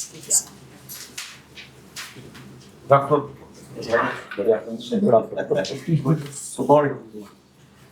First of all, I would like to thank Mr. Venkatesh Raja, Dr. Malathi Salvapur, and Luigi for organizing this wonderful event. See, the first thing is the taken right initiative, but implementing these suggestions is not going to be an easy task. I've been visiting a lot of campuses. This is my 4th campus for this week alone. One day I was in Crescent. Wednesday I was in Hindi campus of Madras University. Yesterday I was at Madras University. I was teachers for the validate function. They have FDP. And today here. So one thing that I find across the campus is that the willingness to learn. I'm not talking about quality of students, but the willingness to learn is coming down drastically. Maybe it's a shift in the culture, a shift in the technology. Because I finished my MBA 30 years back. In 1995, we were hardly taught in the classroom. And rightly they put it, we were hardly taught in the classroom. But today I see all the faculty, sorry to say that, I don't know, I wish you don't do it. They prepare notes and give it to the students. They prepare PDF and give it to the students. This is happening in most colleges. I'm sure it's happening here also. Because you have become exam oriented, marks oriented. MBA is not exam oriented, marks oriented. Please separate MBA from other courses. First, that mental separation as well. If you don't do that, there's no point in doing all these cases. I'm sorry to you. Okay. So first, MBA is a business school. It is not a department. That is why in most universities, university department, but as a business school separately. The thought process is different. The functionality is different. The way it has to administer it is different.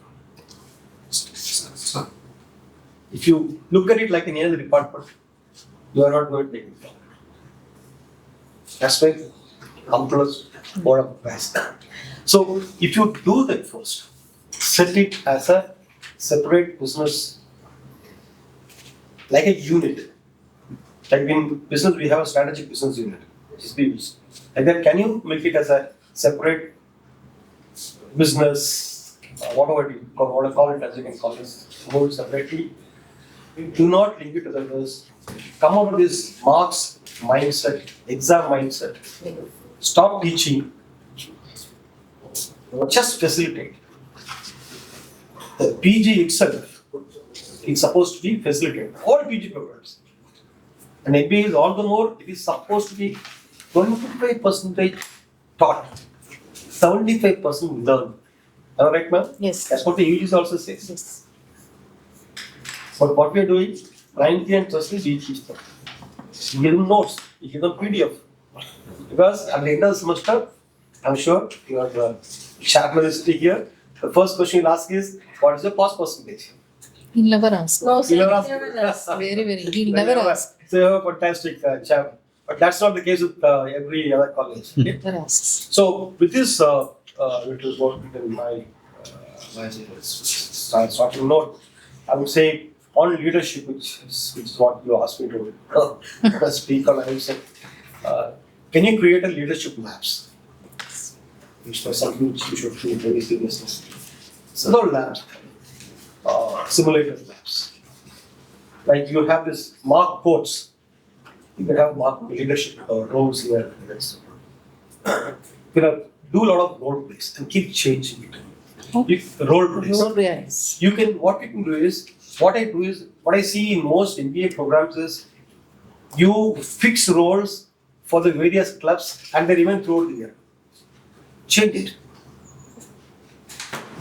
Every event you keep changing.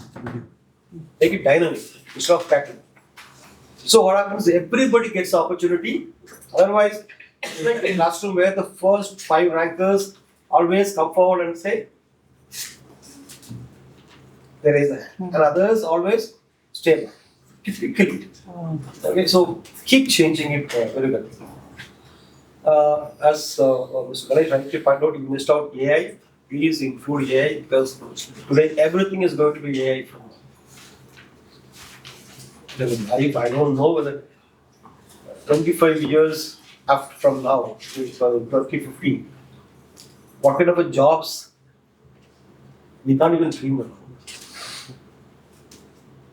That's a change, kind of change happening. So we had this IR revolution. IR 1 was about some 300 years back or 400 years back. The second IR revolution happened after about 50 years. The third IR happened after 100 years. The fourth IR happened after another 50, 60 years. But the fourth, we are now in the fifth industrial revolution. Between the fourth and the fifth, we are just 20 years. And the industrial revolution will keep moving up and the time gap will come down. From 20 years, it will become 10 years and 5 years and 6 years.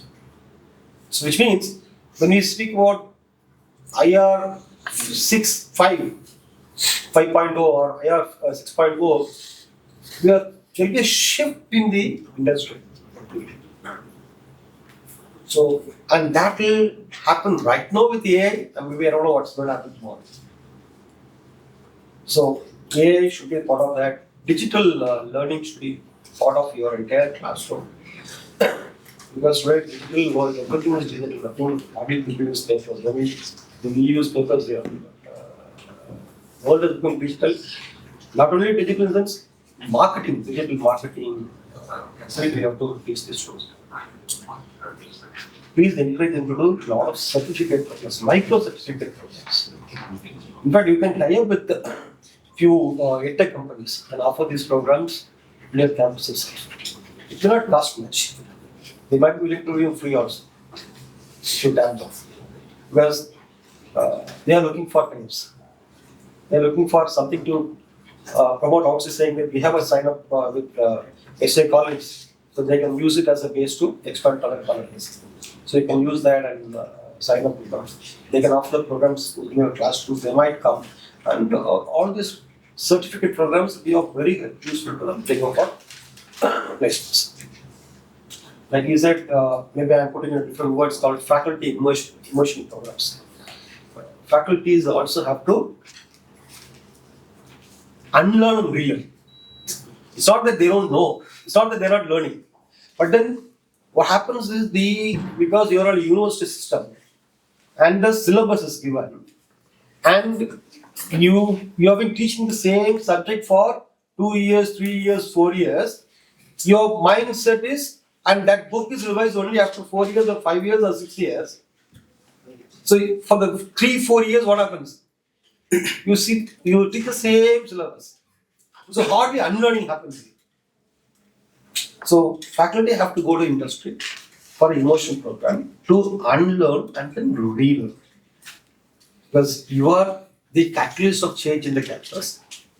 You are the facilitators.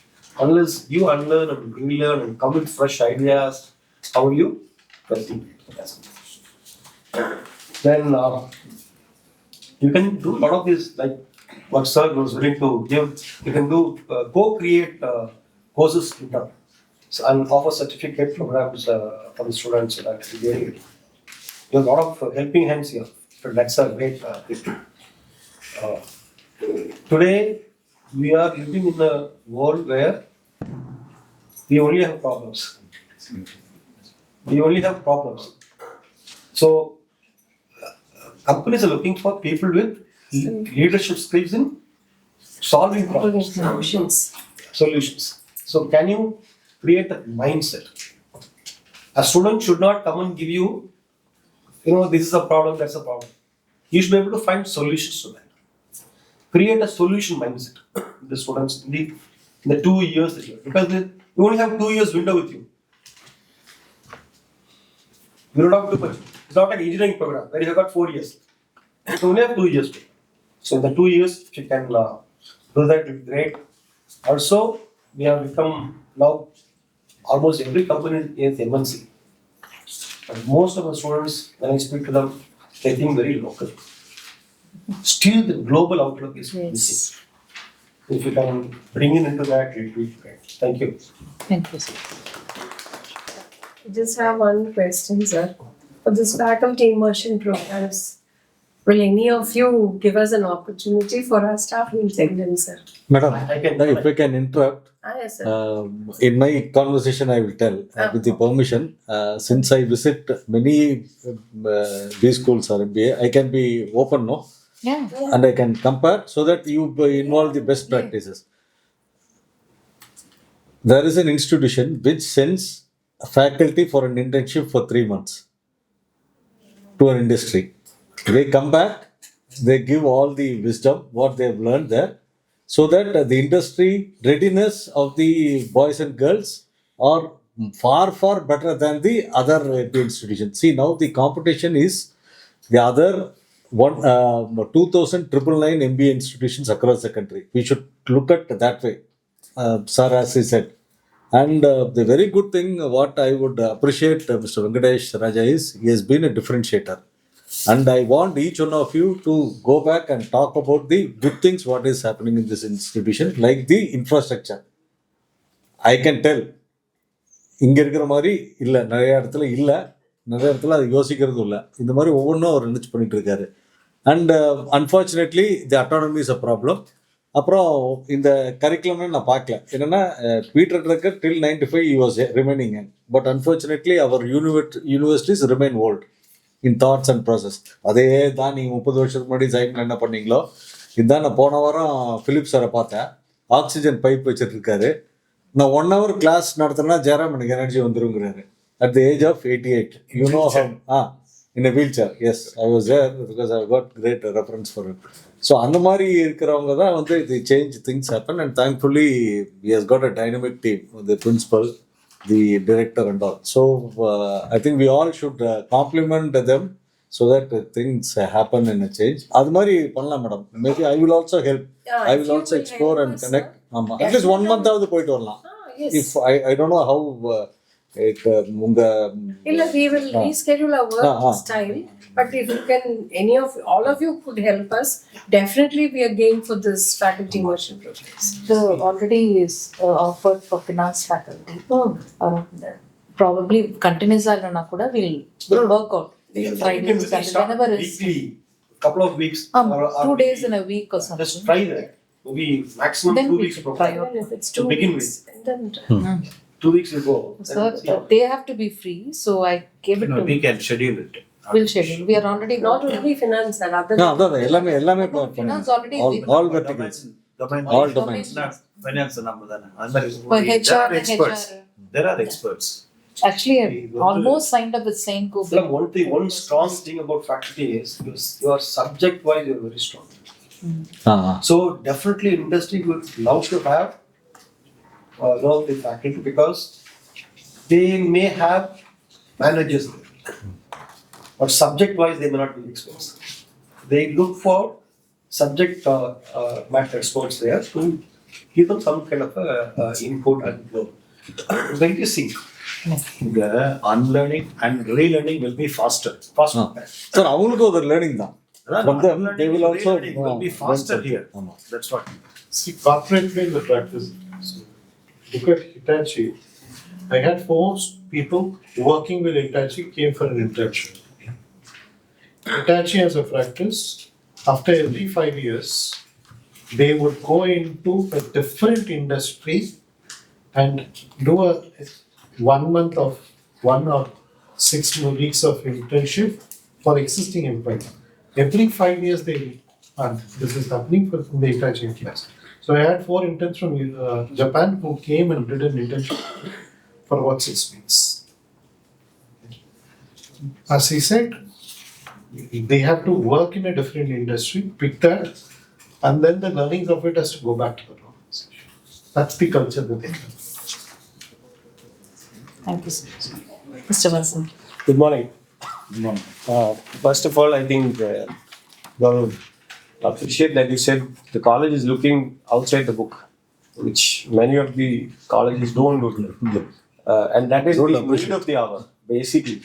I don't actually, not a person who visits a lot of colleges or anything, but what we really look at as, business owners or leaders when we hire somebody.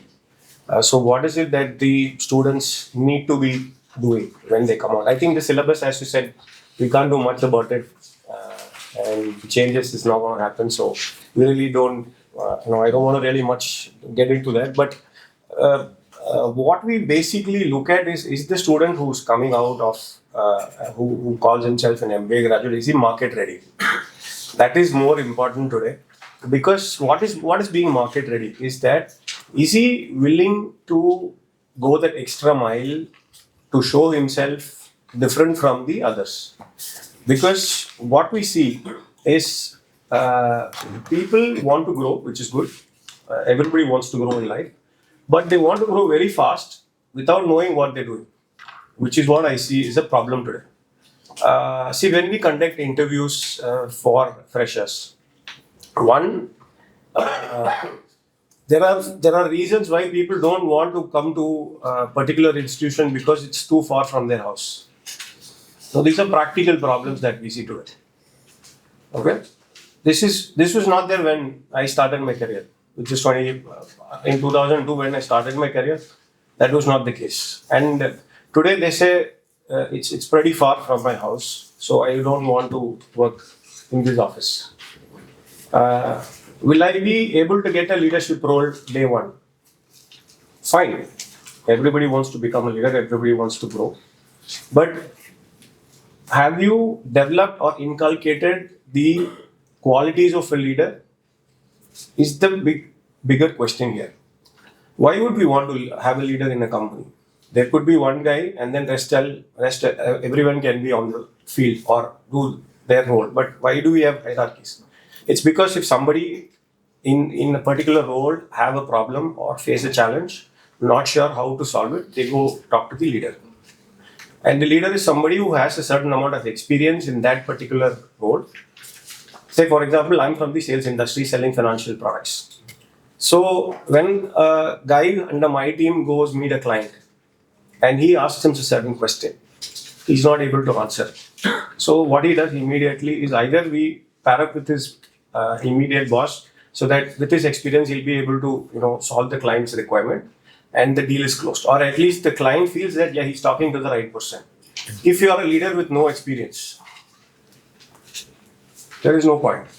So this starts from the willingness to learn, one. Two, willingness to wait. This is very important. You will have to know what you're doing first. So for that, you will have to know what you're doing. You will have to wait. You will have to learn. You will have to, it could be any product. It could be any department. It could be any division. You will have to know the basics first.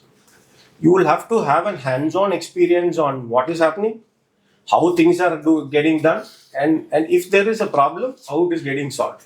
Do you have the knowledge to solve a particular situation or a problem when somebody comes to you? If you are not able to do that, then you will have to still wait. That is the basic rule. But unfortunately, this is not the situation today. And they want straight away to become a leader. Straight away they want to become, handling a team of 10, 15, 20. And why would somebody report to you when you are not there to help them? A leader is somebody is not just to, push things across or get things done from them. It is, a leader's role is basically to facilitate your team to ensure that the job is done in the stipulated time and it is done in the right way, and you don't have too much confusions on the process when you get to the ending. Two, you will have to be in whichever department again you are. These are what I'm talking is about now. I think there are a lot of specifics that has been discussed. So I think let's talk about some basics. as he rightly said, you will have to have selling skills. In whichever, irrespective of whichever department you are, say for example, first instance, when you go sit for an interview, you'll have to sell yourself. That is basic. Why would somebody hire you? If you go sit with absolutely, a perfect suit and everything, will somebody hire you? No. See, I know I'm hiring a fresher, so I'm not going to ask him too much about the subject matter now. But he should have some basic communication. See, what I basically see on a first fresher interview is how confident he is when he's talking. Point number one. How is his communication skill? How is his, interpersonal skills, and basically whether he is able to manage a situation. That is more important because, see, knowledge over a period of time can definitely be gained. Once you're on the floor, you're hired, I'm sure you will definitely get to know what's happening, how things needs to be worked out, what is expected out of you, and that is all there. But when you are sitting in the first interview with your person, with the manager or whoever it is, he only sees, is he smart enough to manage a situation? Unless it is a very, very technical role where you need the basic skills to be higher. But predominantly, it's mostly a person who's smart enough, who has a good communication skill, and who has a good interpersonal skills is what gets through the first round of interviews. For that, communication is very important. And people have to be taught to say they don't know, which is very important today. Rather than trying to say you know something and then get caught with the next question. Rather, you can say, I don't know as of now, but I will definitely learn over a period of time if given an opportunity. This is a better response from a fresher, which is acceptable also, than trying to convince, say, yes, I know about something which you really don't know, and then you fall flat the next time. So, this communication skill, as rightly said, we need to have a lot of group discussions. We need to give any topic. It need not be again, industry specific or any. See, what we're trying to by doing a group discussion, what we're trying to do is make them speak up. One, so that they have their communication skills improved. It could be even about MS Dhoni. Who knows? I'm just saying. Somebody will you first let them speak. That is the first and foremost object. You need to speak up. You need to open up. Then you can move them to a specific topic, so that then they get to read about something. You give them a topic. Straight away, you give them a topic which you really don't know. Then even if they are having certain knowledge about it, they feel whether this could be right, this could be wrong. Or if somebody talks the same thing, then they think, oh, it's already been spoken. So what do I do now? The first and foremost thing on this particular topic, what we need to have the students ready is to open up. They should be confident. You can have 10, 15 people sitting down. If you ask them to talk, they will talk. But pull up one, put them on the stage, and then ask them to, don't give too much heavy topics. Just ask them to tell about themselves in front of 15 people whom they are studying for the last 1 year. Still, it will be a little difficult because they feel they're not very comfortable. That is because they are the self-confidence is little low, where they feel my language could be a little problematic. The grammatical mistakes can come, or how do I really tell? So something looks very easy when you're down, and when you go to the stage, it looks completely different. So that can be overcome only when they start speaking slowly. It is not going to happen overnight, because for such a long period of time they have not been doing this. So suddenly, if you ask them to change, these are some things that really is needed in the current situation where you're competing with the person who's sitting next to you in your class once you finish college. Your friend becomes a competitor when you go out of college. So if you have to have an edge with somebody, the first and foremost thing that you do is one, of course, the way you look when you go. So you need to be presentable in front of people. Two, when you start talking. As I said, this is something that most of the students have a issue. To start with, I would even say let them speak in a language that they are comfortable. To start with, that is very important. Let them start in a language that they are comfortable. Then slowly it can definitely change. But over a period of time, they will get used to it and then they will start talking freely wherever they go.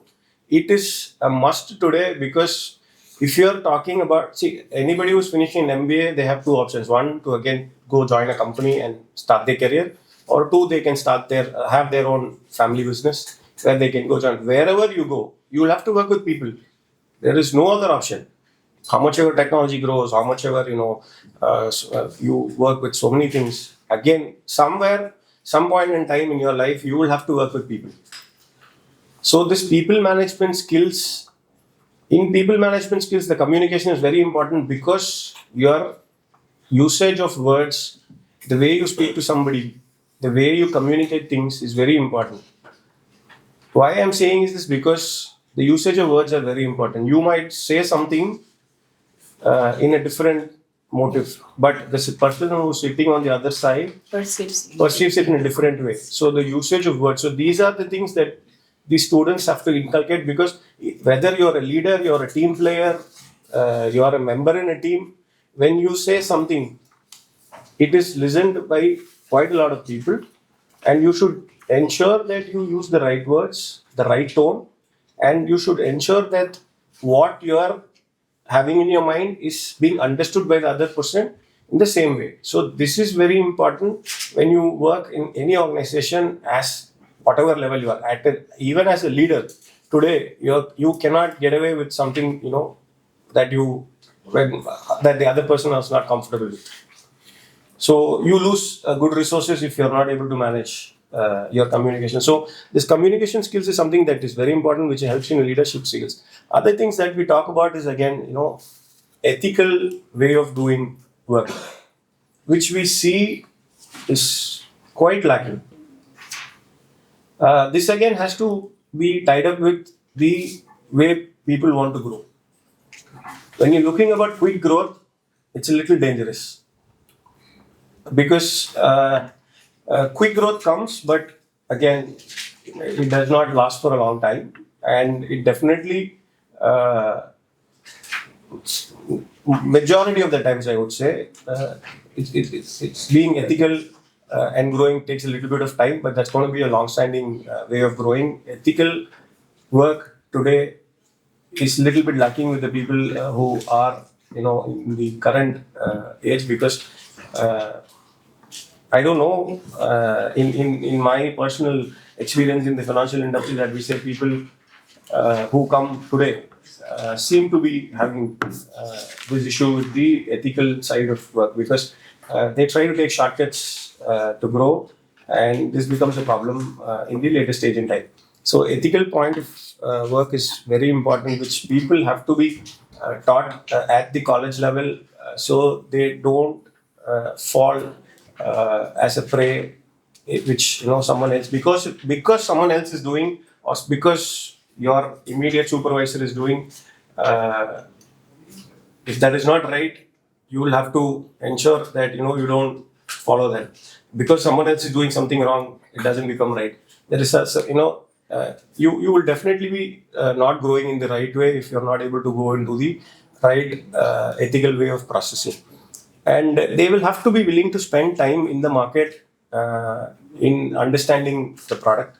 That is when you will gain knowledge. I'm sure you will fail quite a few times in the initial stages, but that does not matter because I'm sure everybody here sitting in this room have failed quite a number of times. In fact, sometimes miserably in my life, miserably I've failed in quite a few things, but that does not mean that it's the end of the world. So these people have to be ensuring that they are ready to spend time, put your hands on experience, get to the ground level, know what it is, because as you grow, in your career, you will not have time for all these things. You will have too many other issues than to understand what is the ground level product. Once you start from a ground level, put your hands on experience, dirty your hand in all these things. Once you grow up the ladder, somebody who's coming down, you telling you a problem, you will be able to relate much better rather than somebody who just comes on the top and sits. So connecting with your team is very important for a leader because you should be able to give him somebody. Why would somebody come to you? Because they need a solution. Assuming that you will give them a solution for the problem that they have. If you yourself don't know what could be a solution, then maybe on the company level, on a hierarchy level, they will respect you for the position that you hold, but not for the individual that you are. Because today, the leader subordinate relationship is the most important to retain an individual in a company. That applies everywhere. If you think I'm the boss and you start, treating people in a different way, people are going to go.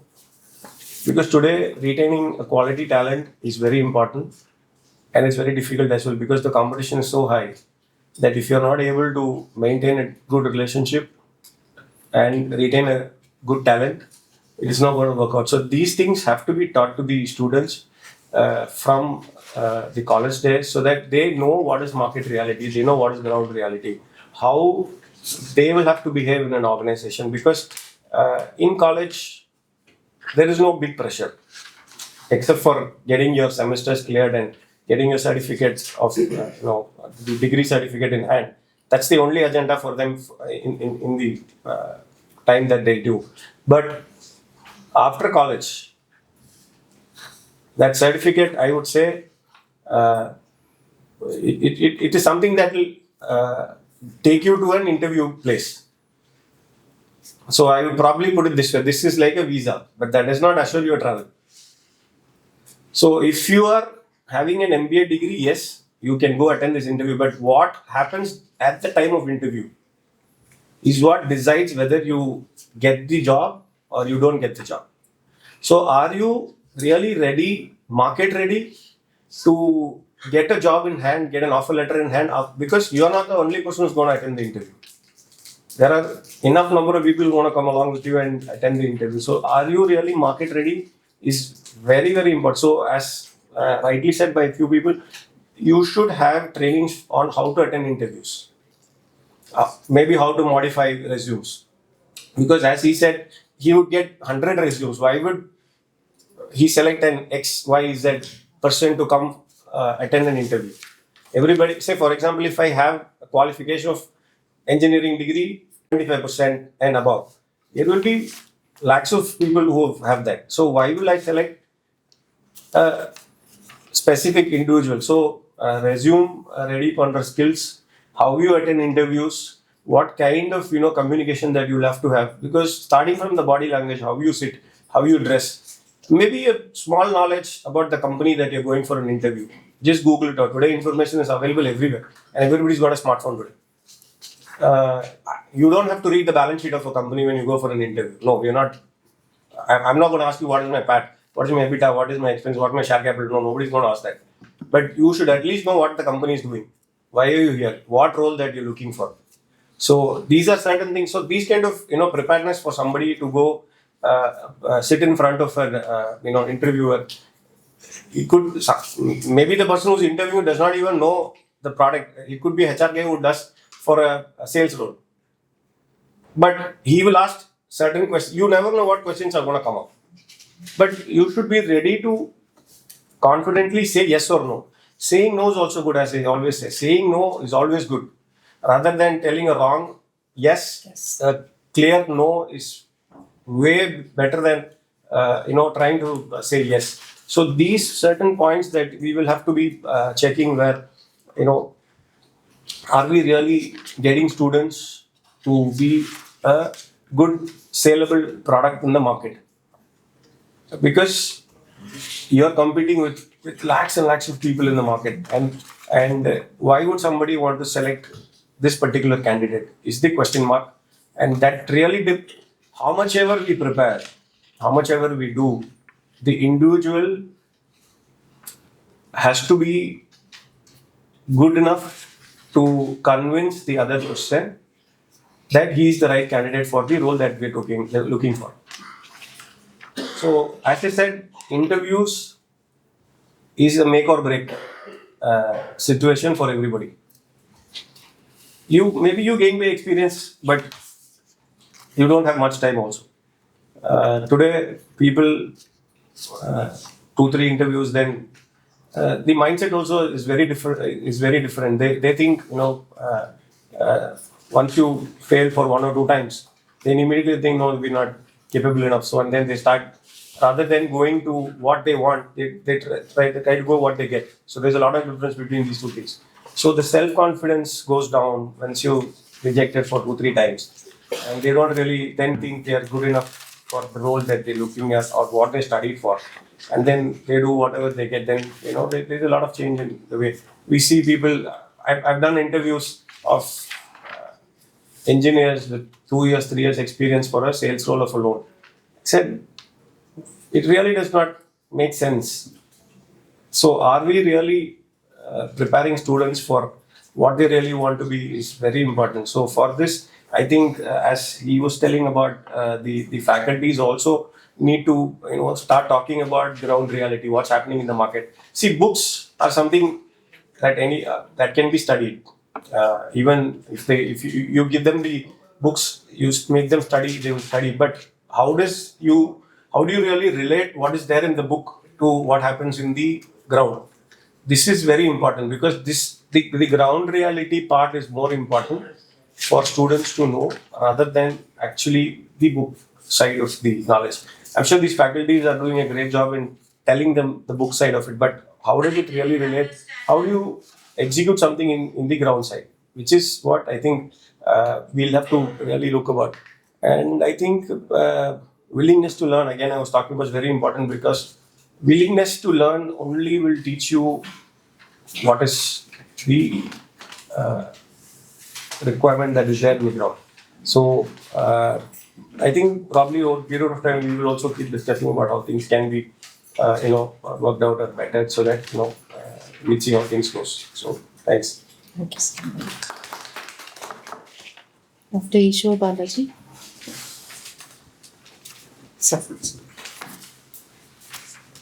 Good day, everyone.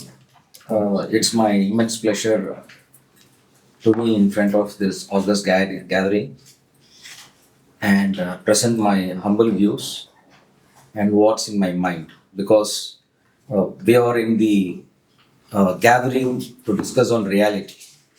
It's not just a meeting or just a formalities which we are going to do it. It's to discuss on reality. In fact, the eminent people who are already well versed in the industry, they have shared a lot of thoughts which has been getting into my mind, but they have already put forth their thoughts. So what I'm going to discuss in front of you is going to be an add-on or a recap of the same thing, but in a different way.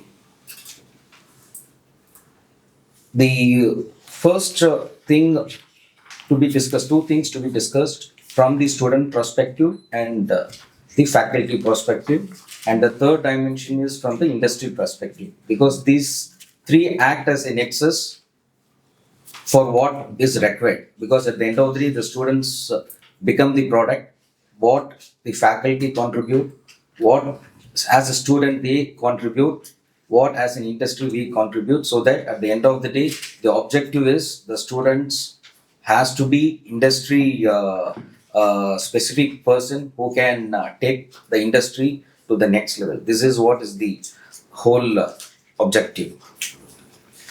What the institutions are meant for, because when I did my MBA, because one thing I should admit is I'm an average student. Okay, I'm an average student. One thing we can see, eminent big business schools were also there. So I did it in a nominal management school. But one thing what I was saying, I used to wonder what IIMs do, what I don't do. This used to be a big thing because they also do the MBA. I'm also doing MBA. But what is that is special about them? This always we used to think. But one thing what we have seen is in 2 years or before 2 years, the way they have tuned their mind is what has become their asset. This is what which, because we have seen degree as an academic thing. But whereas a person who is trying to pursue his degree in top institutions, by equipping them in the entrance exam, they have already tuned them. They have put them into so much of exposures and situations. This is what has made them, because this is what the industry at the end of the day is in need, because they need practical people who can take up the job. They don't want only the academic person. So what the institution is for mind tuning, to have the mind space expansion, because someone has been telling what is going to be in next 20 years or 50 years when artificial intelligence take away. Definitely the scopes, what I see, is going to be much more ample, because when 30 years before, when computers came in, the same question happened. The computer will take away everything. But today, the opportunities and job opportunities and the need for the human resource have increased. The population have increased, but we are hunting for new people. So that means, as long as the mind space expansion is there, definitely the scopes are there. So we have to develop this mind space expansion, which is very, very important. And this platform as an institution is to ignite the students' thought process. Why the students join over here? He has got three objectives at the end of the day. One is immediate job. Then he should have a career. Then last, if he wills, he has to become the entrepreneur. These three things should happen. The immediate requirement is, after I complete my education, is job, so that I have the sustainability. Over a period of time, I want a career. Then, if I have ambitions, I want people to work under me. I wanted to run an organization. Entrepreneurial skills are required. All these three things, we need a platform. I see in all big business schools, these platforms are created because the mindsets are tuned. So when they wanted to enter into a job, that mindset is tuned, that career path is tuned. Then third is entrepreneur. Today, that's the reason why I see many big institution, renowned institution. Plus added to that is they have their alumni stream, which is again pushing them, because those were the product. At the end of the day, it becomes a cycle. The institution right now, it starts, we can see already a product of this institution that he is already representing. So slowly down the year, in next 5 years, the institution will start cycling itself, because whatever is the product which we have given to the industry will start reverting back to the institution itself. So this is one thing generally we should try to look into it. As I said, we have to look at three dimensions. What is students' expectation? What is, as an institute, what is its expectation, and what is the industry expectation? So there has to be a nexus of all these three things. If this has to happen, only it can happen through the faculty, because the faculty are the mixing point, because they nexus with the industry, they nexus with the students, they nexus with the management also. So faculty first should be having the passion of doing it more than a job. They should think what I am, because this is a very being a faculty is one of what to say, like we tell Mata Pita Guru Deva. So that's the rank what they have got it. So that passionate enough is one thing which they have to look into it. First, as a faculty, they have to see the students' mindset analysis has to be done, because that's one thing very, very important. Today, even a car manufacturing comes with one car with 25 variants. One car with 25 variants. In 25 years before, it was only one ambassador, one model, Maruti one model. Well, today, one car comes with 25 variants. What the customer needs. So same as a student today, they are looking faculty beyond YouTube, because that's what they are expecting from a faculty. I don't want a faculty just what is already there in YouTube, because they immediately see YouTube and they get it. So they want a point of inspiration from the faculty, where the thought process can be enriched. This is what is there, because subject, everyone today all have got the basic IQ to learn the subject. What is management principles, everything. So this is one thing what the faculty has to get into it. This is my humble thing. And also as a student, that plays the very important role because we are creating a product, because that's the major task, because we are going to give it in the market. So what we can do is, today I was just seeing one thing, because I represent shipping and logistics industry. We are a blue collared type, where this industry doesn't have a big corporates. Okay, it doesn't have, it is more of unorganized sector. Slowly it is transforming. And one thing what we see in the industry is, big corporates, they will take the creamy always. So therefore, that mid-size organization, I represent from a mid-size organization where you have got millions of mid-size organization. We need a good resources. That's the biggest challenge what we face. So we need those type of talents and those type of resources which can be nurtured in this type of platform from an MBA. Because if you see the students' profile, you can see most of them are not from the engineering background. They are from the arts and science, everything. So yes, so for a creamy people, no need attention. They will be taken care, or they themselves will take care. Whereas for this type of average who are stuck in between, where they have the zeal to grow, but they want some push from anyone. So this analysis of students is very, very important, where we can push them. So one thing in recent time I was thinking, like when ChatGPT, artificial intelligence have come, where it has been the topic everywhere when you see the social media. So we as an industry, we see what is ChatGPT, everything. But recent times then I started understanding that today knowing an answer is not a big deal, because answer is there already in the system. But asking question is what you need a knowledge. So then they have been telling a new concept called prompting, AI prompting, how you do AI prompting. So many people ask questions with chat GPT, but they don't get the required result. It is because they do not know how to prompt, what type of questions they have to pose in. This prompting is one thing which we need to teach the students or train the students more than answers. Because this is what, as an organization, I am expecting from the resources. They have to prompt me. So what else this? Because as people said, today we have only problems. So to solve the problems, I need more questions to come in, so that this prompting as an art we need to develop in the institution.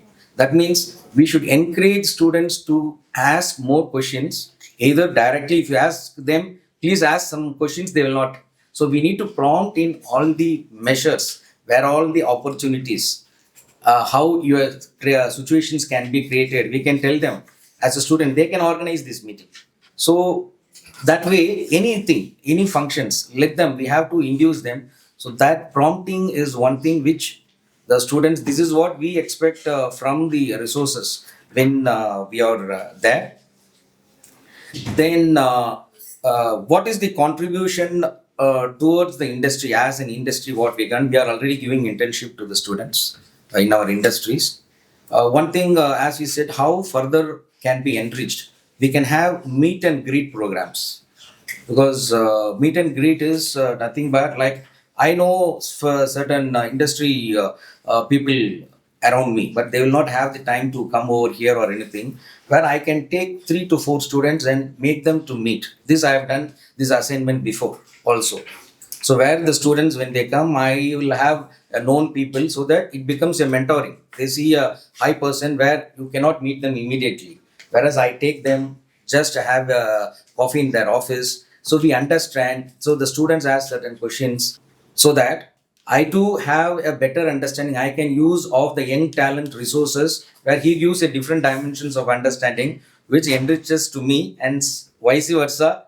I too, he also becomes a part of it. So we can come to an MOU with certain companies, where he will be doing the work assignment project, where that guy will be traveling for the next 2 years. So wherever possible, whenever called, so he can be engaged with the company. So that's one thing which from the industry, from my industry, where I can do it. And even for the faculty, they can come one day, make a visit to the companies also, where they can spend one day. The people have been talking about internship program for 3 months.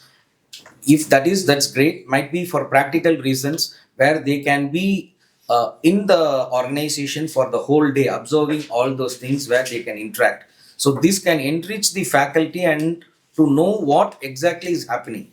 Because only with discussions, many things happen. Because this platform today we started with the discussion, so that over a period of time becomes like a revolution. Same way, if this faculty start interacting with the industry people, when they come to the classroom, they will also understand this is what the students also need it. This is what where I need to also be there. So this is one thing which I would like to add on. And this is one thing which we we have been told about the ethical way. When we talk about ethical way today, the students has to be taught about the work culture also. Very, very important. Because the mid-size organization, they recruit a person because we are into business. We train them because we know they are freshers, everything. After 6 months, they immediately push out for X, Y, Z reason, whatever it is. So the ethical way of work culture, everything also has to be taught to the students, because this is the big challenge where the industry is facing immediately. Like multinational companies, they have got a different platform. Yes, they do have got the same challenges. I am not exposed towards that. But as a mid-size organization, this is what we face it. They get trained in 6 months and they move out. Because what they should have learned in 2 years, they don't get it. They tell demand salary, and they tell you teach me, sir, I will learn. So where you have to learn, that has not been done. We have no issues, but the thing is, this also where we have to teach these students, because over a period of time we have a good product with who can practice in a very ethical way also. So slowly the institutional goodwill also increases. Like tomorrow I will tell, yes, this institution has got students not only with knowledge but also with certain basic things, because what we train is the reflection of what they do in the industry. So these are all few outputs or inputs I would like to share with you. Thank you very much for giving this platform. Thank you.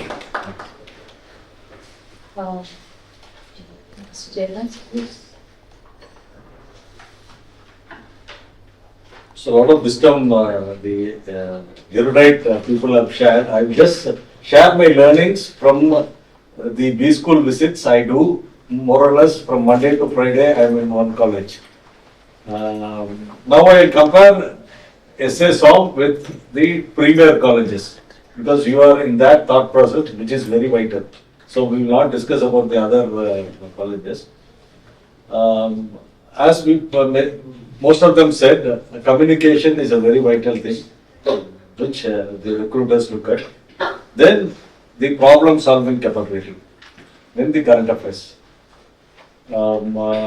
We recently had a HR conclave, all the who's who of the HR heads were there.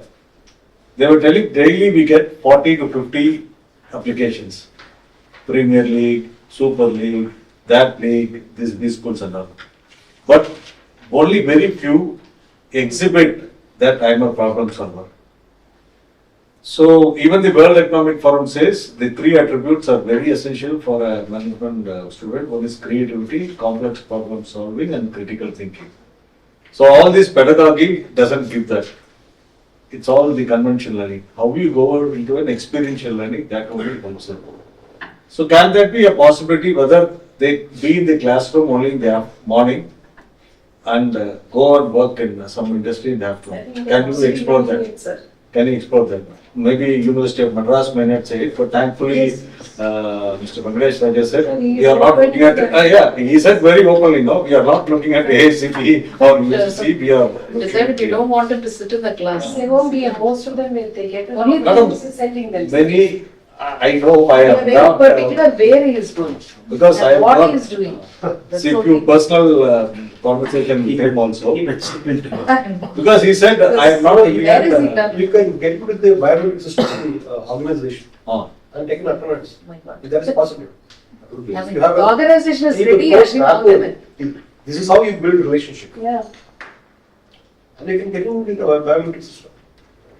And he very rightly said that we are not looking at making them placement ready, making them future ready. Because that's what we spoke about. So his focus Yeah, is on the yesterday- attitude, sir. Yesterday, see, I will tell you, a very big institution in Bangalore, I'm not telling them. It's a very big institution, all the top recruiters from Gurgaon, Noida and all come. They made an analysis, they are not failing in attitude or aptitude. They were finding difficulty in business jargons. When the corporates communicate in business jargons, so now what they do know, every Friday from Business Standard, our B Smart, they discuss on business jargons. We have got a repository, all this. So Holocaust, it's a HR related word. So all this they talk. So this thing. And another thing is current affairs. Current affairs, of course, they have to be ready.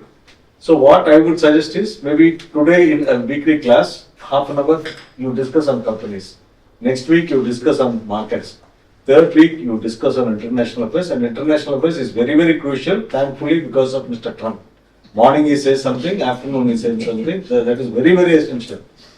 And we are now collaborating and offering New York Times also for that, to make them international affairs ready. So that is a great leverage platform to be ahead of the rest of the 2009 institutes. Sorry for interrupting. Just to add to what Dr. Jayaraman said, you know, Mr. Chandrasekhar Nair, who is currently the VC of J&K Cluster Universities, he was my professor.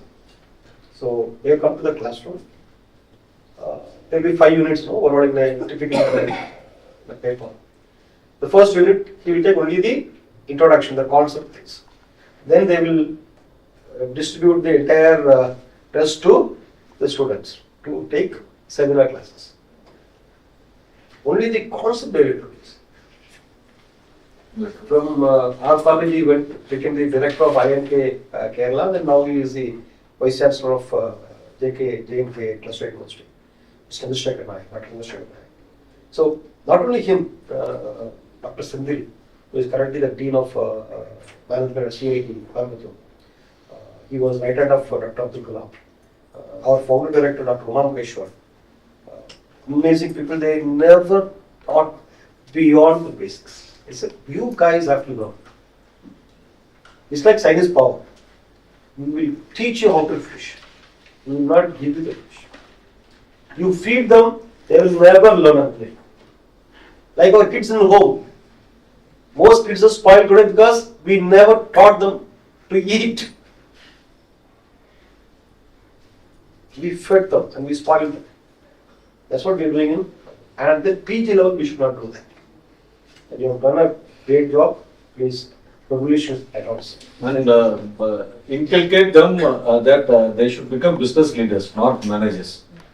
So that is one sea change the MBA institutions should do, and many institutions do not do that. And thankfully, SASOM is in that feeling. And one good thing is the purpose, what attracted me is empower our faculty, which is very, very crucial, essential. And it comes to percolate down to the young boys and girls.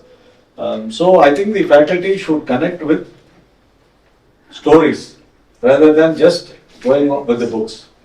Of course, Ambani is an example, but there are many other Ambani related people, you connect with them so that the young boys and girls now who are glued more to Instagram reels now, only these will connect them, which will slowly get into their subconscious mind. So that will empower them to become the real learning process because MBA as Dr.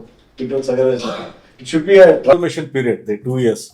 So that way, if you work on it, no, definitely you can empower them to become the future business leaders. And case studies are very, very essential. You make them do the case studies, and I will tell you an example, life example. We do a monthly reward case study competition.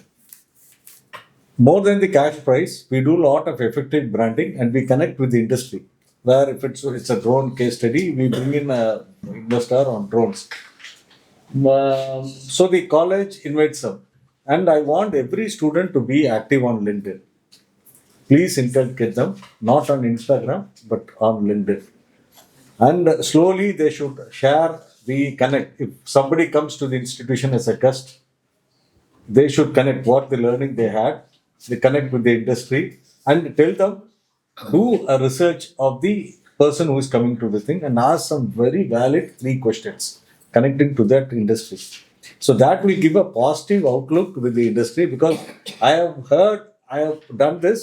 When Nippon Paint Magesh Anand told me, Jairam, for me, recruitment, IM, Great Lakes, I said, diamonds are there everywhere. They are all polished diamonds, including the faculty. These are all uncut raw diamonds. Faculty ensure that they please come. I took him to 5 institutions.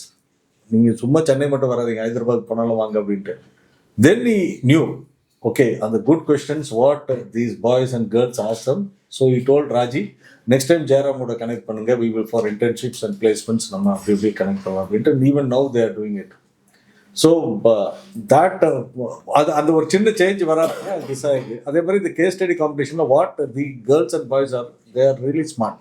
Walla Electric, we did a case study. For Walla Electric, that college was not in the radar of placement. She wrote, and she is an optometrist doing an MBA. She wrote, I have done a business standard case study. This is the problem. If I get a job in Walla Electric, I will be too happy. After 3 months, the HR wrote to her, definitely our team will connect with her. See how the change is happening. It's not that institution, it's not that faculty. You let them. A dentist who won a Paytm case study, she has got a 14 lakh CTC in Accenture. So 3 years down the line, she wants to begin 10 clinics. I asked her, why you did a Paytm case study? You are a dentist. She immediately asked me, why not me? In fact, I thank my finance professor who helped me, but this case study helped me to rewire my brain. More than that, நான் 3 வருஷம் work பண்ணதுக்கப்புறம் I want to start 10 clinics. அதுக்கு எனக்கு finance தேவை. I cannot say I am a dentist. That's a mindset. இப்போ நிறைய பேர் வந்து நான் வந்து MBA-HR. No, you should know what is finance. And more than that, sales is the fulcrum of any organization. அது வந்து they should drive, and I request the faculty also, please drive that message. Of course, they should know what is sales, what is operations, what is logistics, and current affairs ready. And experiential learning rather than the conventional learning.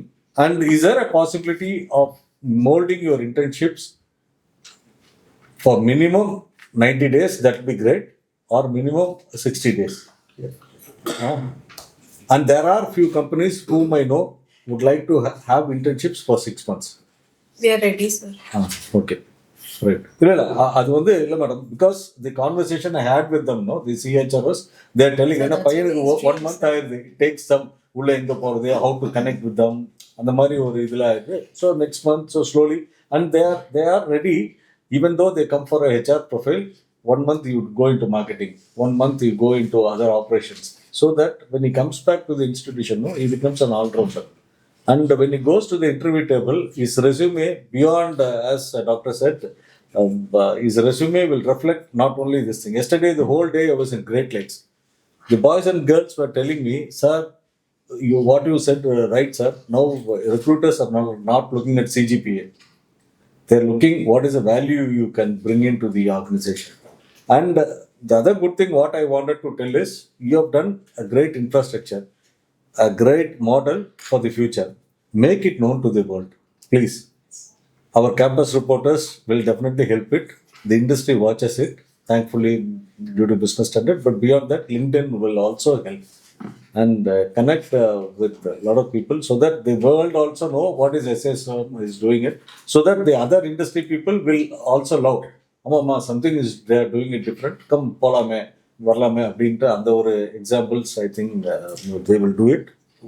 And slowly that will help you to get into the cultural diversity. இப்போ நான் பார்க்குறேன் from other state there is only one student. Okay. Correct? So slowly that should bring. அதுதான் அந்த ஒரு B school culture-க்கு definitely it will help. Beyond Chennai, beyond Tamil Nadu, let them come slowly. So that positive word by mouth publicity, அது விடுங்க, but there will be a cultural diversity which creates a good positive change. And as we discussed, faculty internships or learning, whatever immersion program, maybe 1 month or 3 months, you can explore. We will also try to help. And Research, I think Sir said. In Watson University, Hyderabad, of course, it's an university deemed to be. A degree is not given unless you present a research paper. The final year BBA should give, the MBA should give. Course credits கொடுத்துறாங்க. They give course. அது மாதிரி பண்ணுங்க. Madam, in LIBA, every week there is a business standard surface test. 5 credits they give. It's mandatory. இப்போ விஐடியில் என்ன பண்ணியிருக்காங்கன்னா case study competition எங்கெல்லாம் participate பண்ணாங்கன்னா 10 marks. Weekly quiz எடுத்தாங்கன்னா 5 marks. பாக்ஸர்ல இருந்து சொன்னீங்க Boston University, sir, they should give a research paper. They should do a research. Publication. Research publication. No. Journal. Publication. No. They work as a team, they do a research. Sir, in fact, a few institutions what Publish the journal or No. Published in the journal, it's great. But they should do a research. For how they do is, no. See, HR 25 years ago, it was personal and admin. Then it became HR, now it's people relate. Don't go to the Google. What they say is, go to the archives we give in business standard. A team they form, they do a research. How the transition has happened from personal and admin to HR to people relate. They give a present. Finance. இன்னைக்கு என்ன NAV of mutual fund இருக்கு 25 years முன்னாடி என்ன இருந்தது எவ்வளவு mutual fund அப்போ இருந்தது இன்னைக்கு AUM என்ன they give a research paper. இதில் இன்னொன்று என்ன பண்ணுறாங்கன்னா ஒரு HR ஸ்டூடெண்ட்டு ஒரு ஃபினான்ஸ் ஸ்டூடெண்ட் ஒரு ஆப்ரேஷன் மிங்கிள் பண்ணி they could, so that the thought process, what the World Economic Forum says, no, that creativity, this complex problem solving capability improves. Madam, first year they might curse you. First year they might even feel it's very tough. Let them feel it. They are there for MBA. Sir rightly said, MBA na அதுக்கு தான் வர்றாங்க. இல்லாட்டி MCA போயிருக்கலாம், MCOM போயிருக்கலாம், எதாவது போயிருக்கலாம். இது பண்ணினீங்கன்னா என்ன ஆகும்னா not only the admissions will grow, you will get quality boys and girls. And the diversity will slowly improve. I will like to just add on. When I did my MBA in Alagappa University, we had an elective called paper presentation. No exams. So you have to take any of the research topic. You prepare a project work, small report presentation, and you have to make the complete presentation in front of the faculties and the complete students. So it was around 45 minutes presentation. You present it, then it is equivalent to a subject which you have written. This was one option which they gave it. So that gives complete exposure, your stage fear, your presentation skills, your analysis, and your question and answer from the faculties or from the students. So that makes him almost ready to face the meetings or any gatherings. So that's one thing I would like to add. And as Mr. Ganesh said, the business movies also make them, you got a wonderful theatre, amphitheatre or whatever you would call. So maybe some TEDx talks. Yeah. They can watch. And அதிலிருந்து ask them some questions, connect with them. The faculty can do some engagement. So beyond books, the learning what you give more, the industry will come here and pick. TEDx can be made as a part of TEDx because it has got beautiful inspirational stories and it lasts only 15 minutes. Every presentation, a very edited and very neat way. It gives lot of inspiration because real life examples only make the presentation in TEDx, and that can be a part of their steady thing so that they get lot of thought process out of it. But I should record my appreciation. In fact, thanks to Dr. Vijay Rajesh, of late for the last 2 months, we are seeing some participation in our monthly case study competition. So I have told her, Madam, we will take this as challenge. In 3 months, we will have one winner from SSO. So that the entire thing, this thing. Maybe she will curse me. You are tolla taag mudiyala, but no problem. But we will see the change. And we will have a good, active, proactive campus reporter also. And the more they write about what's happening, the good thing, no, they let the world come to know. அப்பதான் அந்த மெல்ல மெல்ல அந்த positive aura the positive change will come. And English of course first year maybe இவங்கெல்லாம் சொன்ன மாதிரி கொஞ்சம் தமிழ் தங்கிலீஷ் பேசிட்டோம். பட் செகண்ட் இயரில் you make it very clear. Any guest comes whatever it is, the communication will be only in English. என்ன problem நம்ம ஆளுகளுக்கு problem இருக்குன்னா, they think Tamil and talk English. That's where the problem comes. They think Malayalam, talking English. They should think English, talk English. அது of course inhibitions எல்லாம் இருக்கும். அந்த 1 இயரில் அது சரி பண்ணிட்டு second year they should be ready. Super. அங்கே போனால் அந்த ஒரு வைப்ஸ் வந்து we should bring in a change. And we will do for it. And thankfully, lot of wisdom has come in this time. So, இது அப்பப்போ we should continue to meet, do a postmortem, think again, rework, like unlearn, relearn. And it's a learning for also. இப்போ எனக்கே கொஞ்சம் நல்ல learning. This thing. And in fact, a week ago I was in Tapni, Manipal. It's a very big B school. And the boys and girls were telling, sir, our leadership has now told us do a lot of case studies. Because for them the problem is their ROI is something very difficult. But the CTC what they get doesn't match with that ROI. So for them it's a challenge. And for that the institution is telling, of course, tap me, you give an MBA, all good. But for that higher CTC, you have to be a problem solver. You have to be a solution provider. Other than it's very crucial. So let us move into that direction. And definitely we can see a change. Already it has begun in this institution, and that will sustain and grow. Thank you.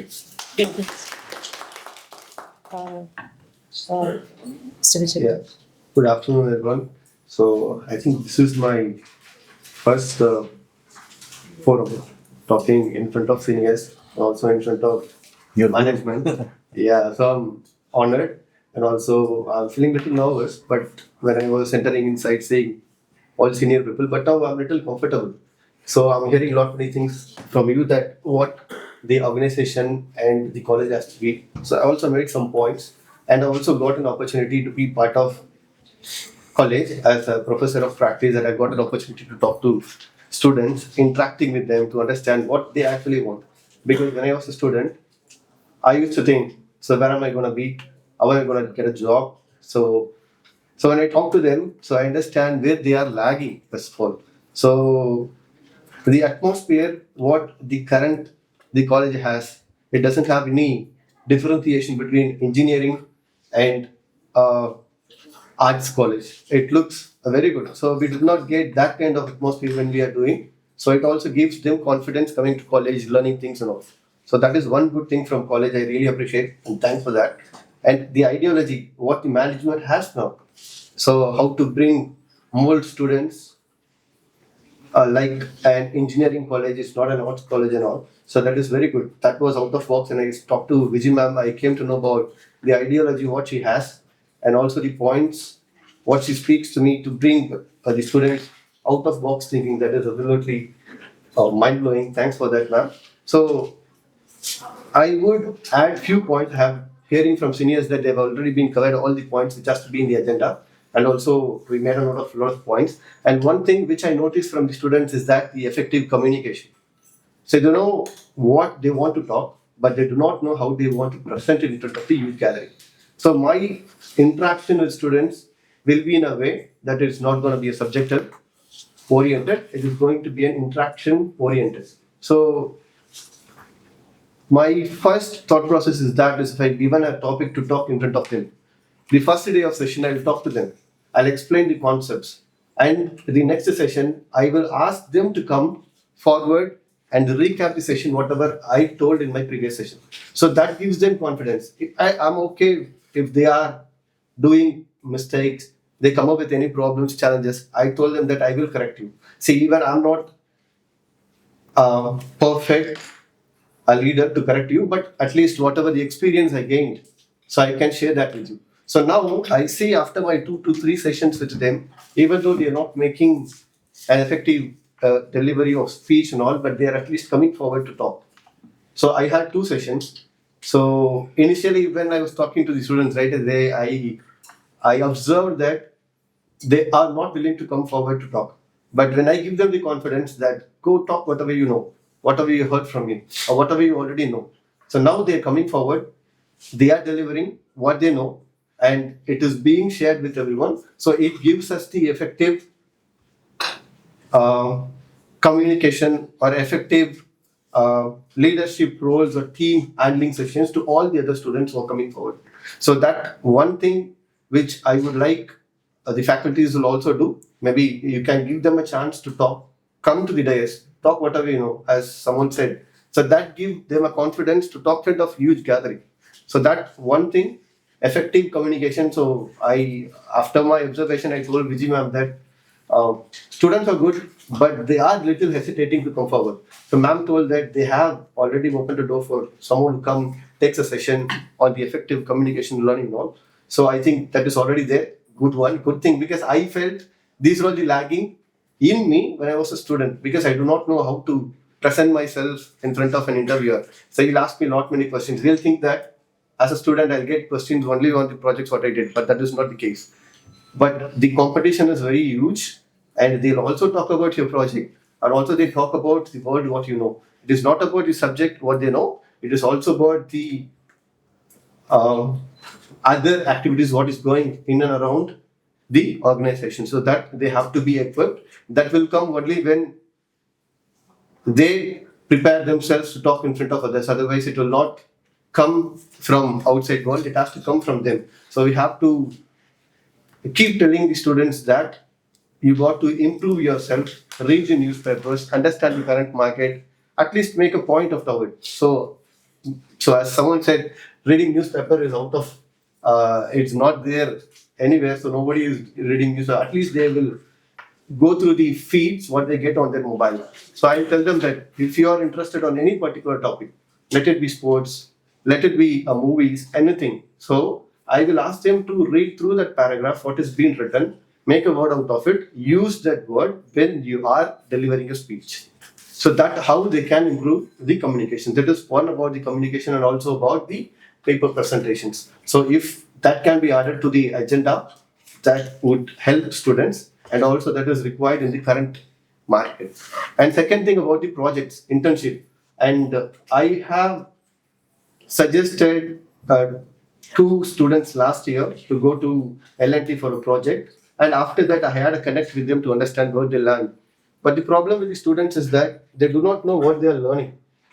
So just they're going to the organization to grab the certificate and come back. But when I ask them, what did you learn from the project or the project which you are placed on, they do not know what they are doing. So she told me that they gave me a paper, they asked me to check 2 records. If they find any mistakes, they got to report to the management. So I asked them, why you are doing that? Did you ask them why they asked you to do that? They do not know. They asked us to find the errors, so I got the errors and I told them these are all the errors. But if a student can do a project religiously what they want to know, that will improve them. They can grow faster. And anyone, as someone said, we cannot be a leader on the first day, right? So grasping things, talking to seniors, understanding the problems, giving solutions. Even if it is wrong, there are people to correct in the organization. Even if you're going wrong, there are people to correct.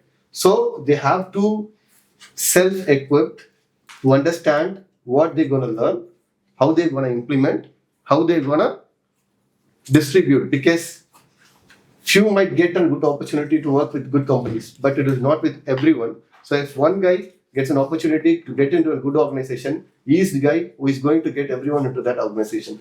So the knowledge, whatever is getting, that has to be shared with the students. So I would suggest if someone completes the internship program, he has to present that to everyone to know what he has learned and what is the outcome he got out of it. So that will help other students also to understand why they are doing the project in that company.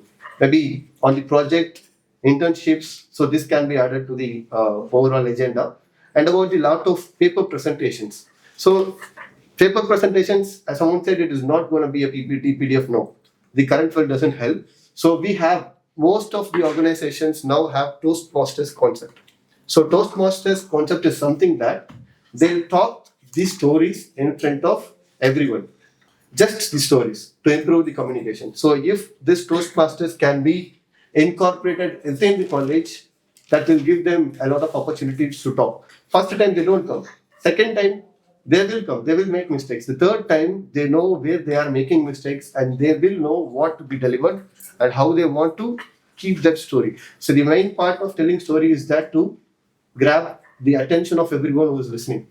If they get the attention and if they know that people are listening, then they will get involved in what they are doing. So I think Toastmasters we can add to the curriculum. So that is my third point. And not about the Toastmasters, and also the business cases, business studies. You don't want to go search in Google and all. If you go take a newspaper, you'll get a lot of business cases. Just take that and read to it and find a solution.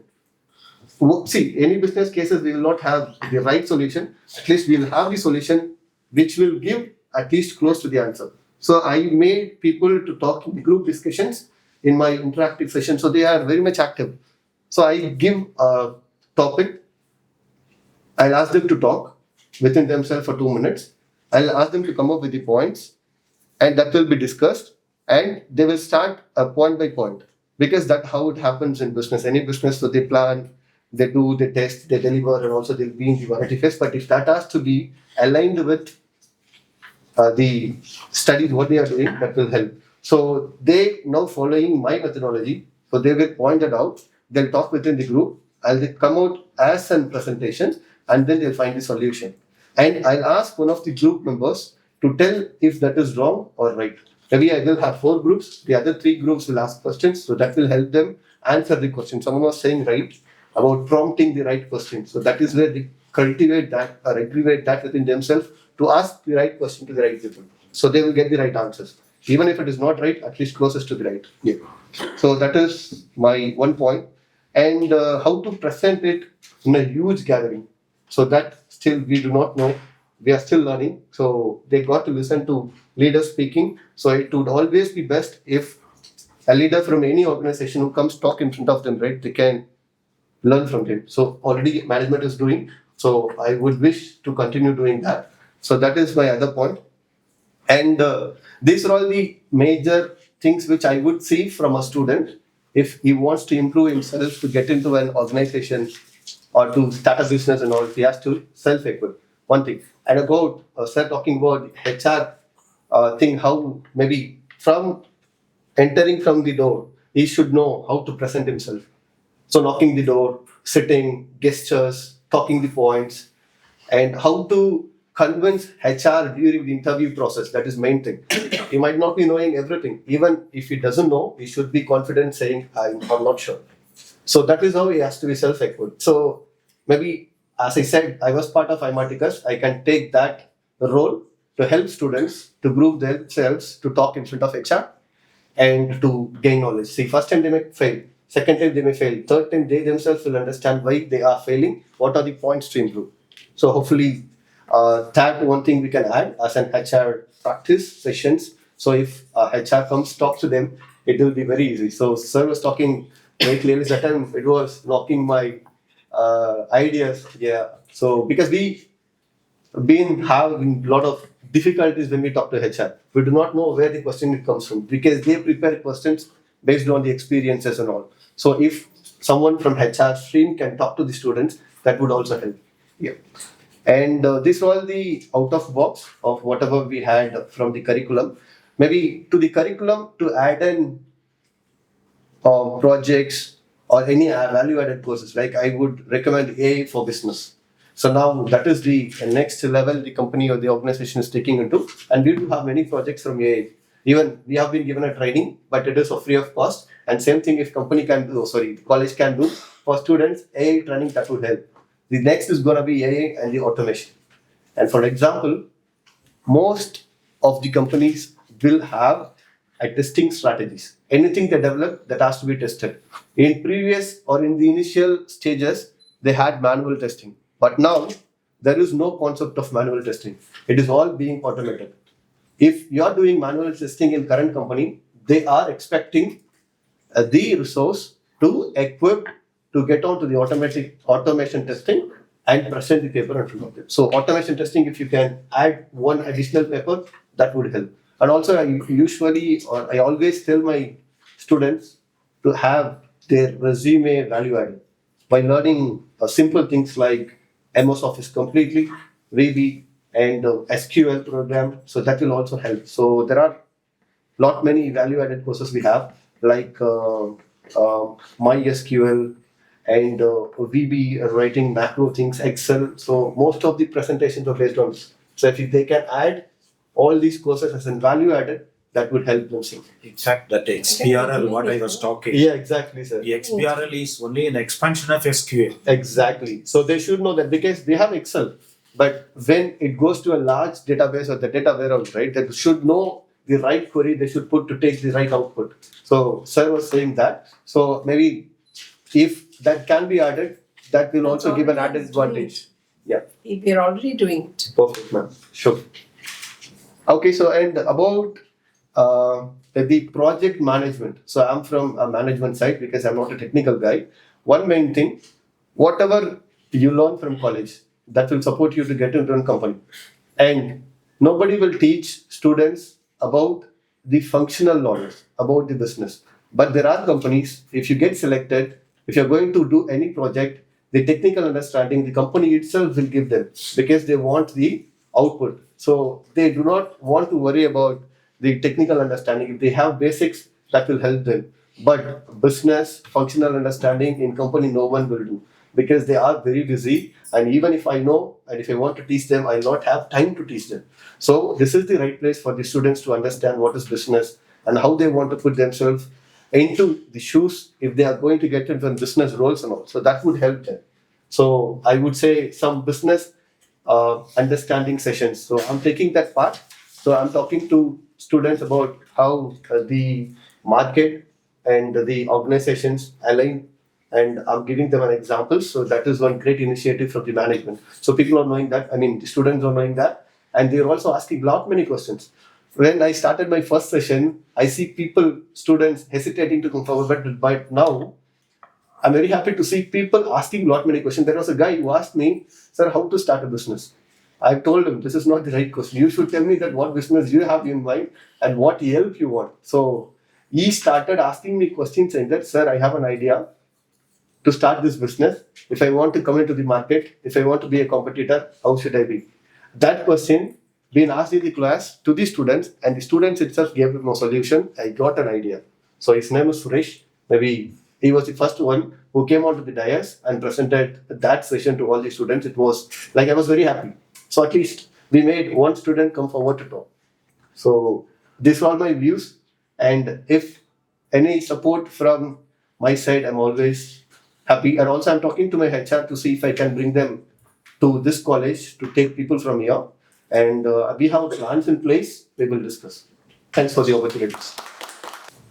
So hello everyone. So I'd like to start by expressing my gratitude to Vijay Ma'am for having this opportunity. So yes, I'm also a professor of practice here in AC School of Management. So I would like to start from my views on like what I observed in students currently. So I want to keep it very crisp as well. So here the students are really good from the perspective of disciplined behavior. So that I want to appreciate the management for maintaining that point. So and they are open to listen. Like they are very good listeners. Like they pay attention when you say something. And the participation levels are also really good. Like, I mean, I've been telling multiple business schools across India. So from that perspective, I can tell they're both good listeners as well as very well participative as well. So from that perspective, like I want to appreciate them. Coming to the points, like I would like to add, like as I see, like most of you are aligned with this point of problem solving and problem analysis reasoning. Right, so I'm also a CAT trainer and GMAT trainer with time. So even they, like if you see, these two exams, CAT and GMAT, are like used by all the premium schools and Ivy League colleges across the globe, right? And if you see within the VARC section, utmost importance is given to critical reasoning. The reason behind that is something a foundational skill that is required for problem solving, which helps in MBA colleges for case studies as well as after going for consulting or any MBA routes, the problem solving comes with this particular skill. So I suggest if the college can start some workshop on this particular critical thinking, critical reasoning, that will be really helpful, and that helps you in active participation in classroom for case study solving, and after that. Like I being a management consultant in EY for last 4 years, I can tell this critical reasoning is extremely important for management consultants as well for solving the problems. So please focus on that. And second important aspect I want to bring is to have some sort of workshop on ESG, environment, social and governance. Me, I've touched it in a different, in bits and pieces in the last 20-30 minutes. So, but then this is an emerging skill and the emerging department or the emerging area which all the companies are focusing on. As we speak, SEBI has mandated it in the reporting as well. So you won't be seeing any investor presentation without ESG slides today. That's that important. So it's extremely important for students to have the basic idea on what is ESG and how can we do it. And ESG at a college level as well. Like, are we having inclusive student setup? Are we having inclusive faculty management system? So all those things are also very important. So please bring some flavor of this as a part of workshop or as a course. That will be really helpful.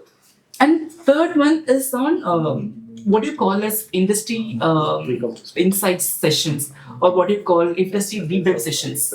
So whereby you conduct some very power-packed sessions of 3 hours on finance, or 3 hours on banking, and 3 hours on consulting.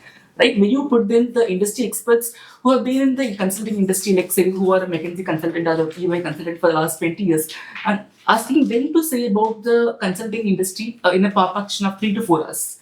That will help us to bring this deep dive sessions on industry domain knowledge. And we have seen this in a lot of IIMs doing this, like including IIM Indore where I come from. So we have the proper center called Industrial Interface Session Center, and they have this program for deep dive sessions. So please try to replicate that out. Will help us to give us some industry ready, right? Coming to from the academic parts of it, I want to introduce something called class participation marks. So we have this already in most IIMs, including IIM Indore. So whereby, like out of the components that you have for students, like on the criteria for ranking, so you have this class participation as one of the components. Strange, right? I thought some internal. No, that was for assignment and seminar. But maybe in that seminar, Yes. we can break it up Yes. as Class participation. So what we have to do is, like we have this teaching assistants who accompany the faculty when they go for classrooms, right? So you can see which students are making good points. And you have to incentivize them by giving you that as the internal marks. So that makes them to, participate actively in the session. So class participation mark is as high as 30% for courses like marketing and OB. This I personally see. And people who couldn't perform very well in exams, they are able to get good marks just because of class participation. And this helps them to open much in GD sessions and as well as in the final interview. So please consider this very seriously for the class participation marks as a part of your internals. And second thing, yeah, do you have something called student and fund management as well, like where you have like a portfolio management students. I think Sir has touched the point, like how we can have the simulation and the fund management portion for students. So in IIM Indore, we had something called Equity Direct, where it has where it manages the student fund program, like funds. So there is a fund called IIM Indore Fund itself, which is run by the students. Like they are the fund managers, they are the portfolio managers. So this may not be started very immediately, but then we can start with something like the simulation the first year, and after that with the real money. If management can pull some amount for this activity, that would be really great. Even the smaller amount will make good They sense. can do cryptocurrency. Yes, sir. Very well said. Yes. So yeah, class. So you can also from the entrepreneurship perspective.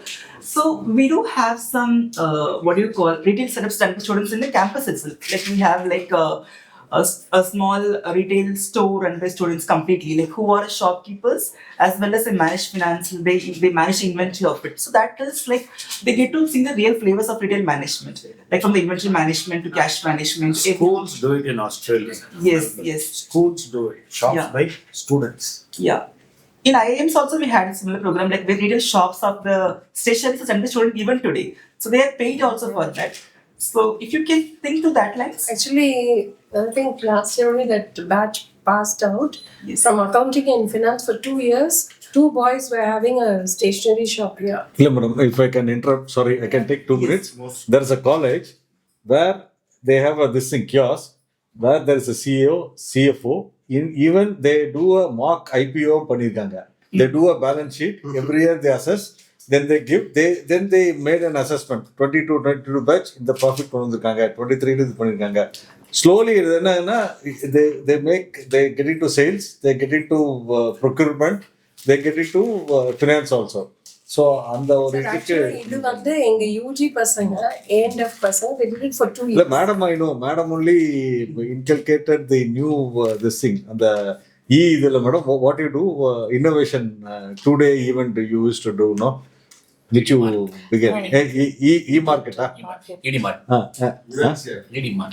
event that ED Ah, ah. students used to do no, sir. this thing அதே நீங்க என்ன பண்ணலாம் இப்ப இந்த ஒரு Sir, kiosk இருந்ததுன்னா நீங்க you ask them to சொல்ற manage kiosk it இல்லாம we gave them a place, Ah.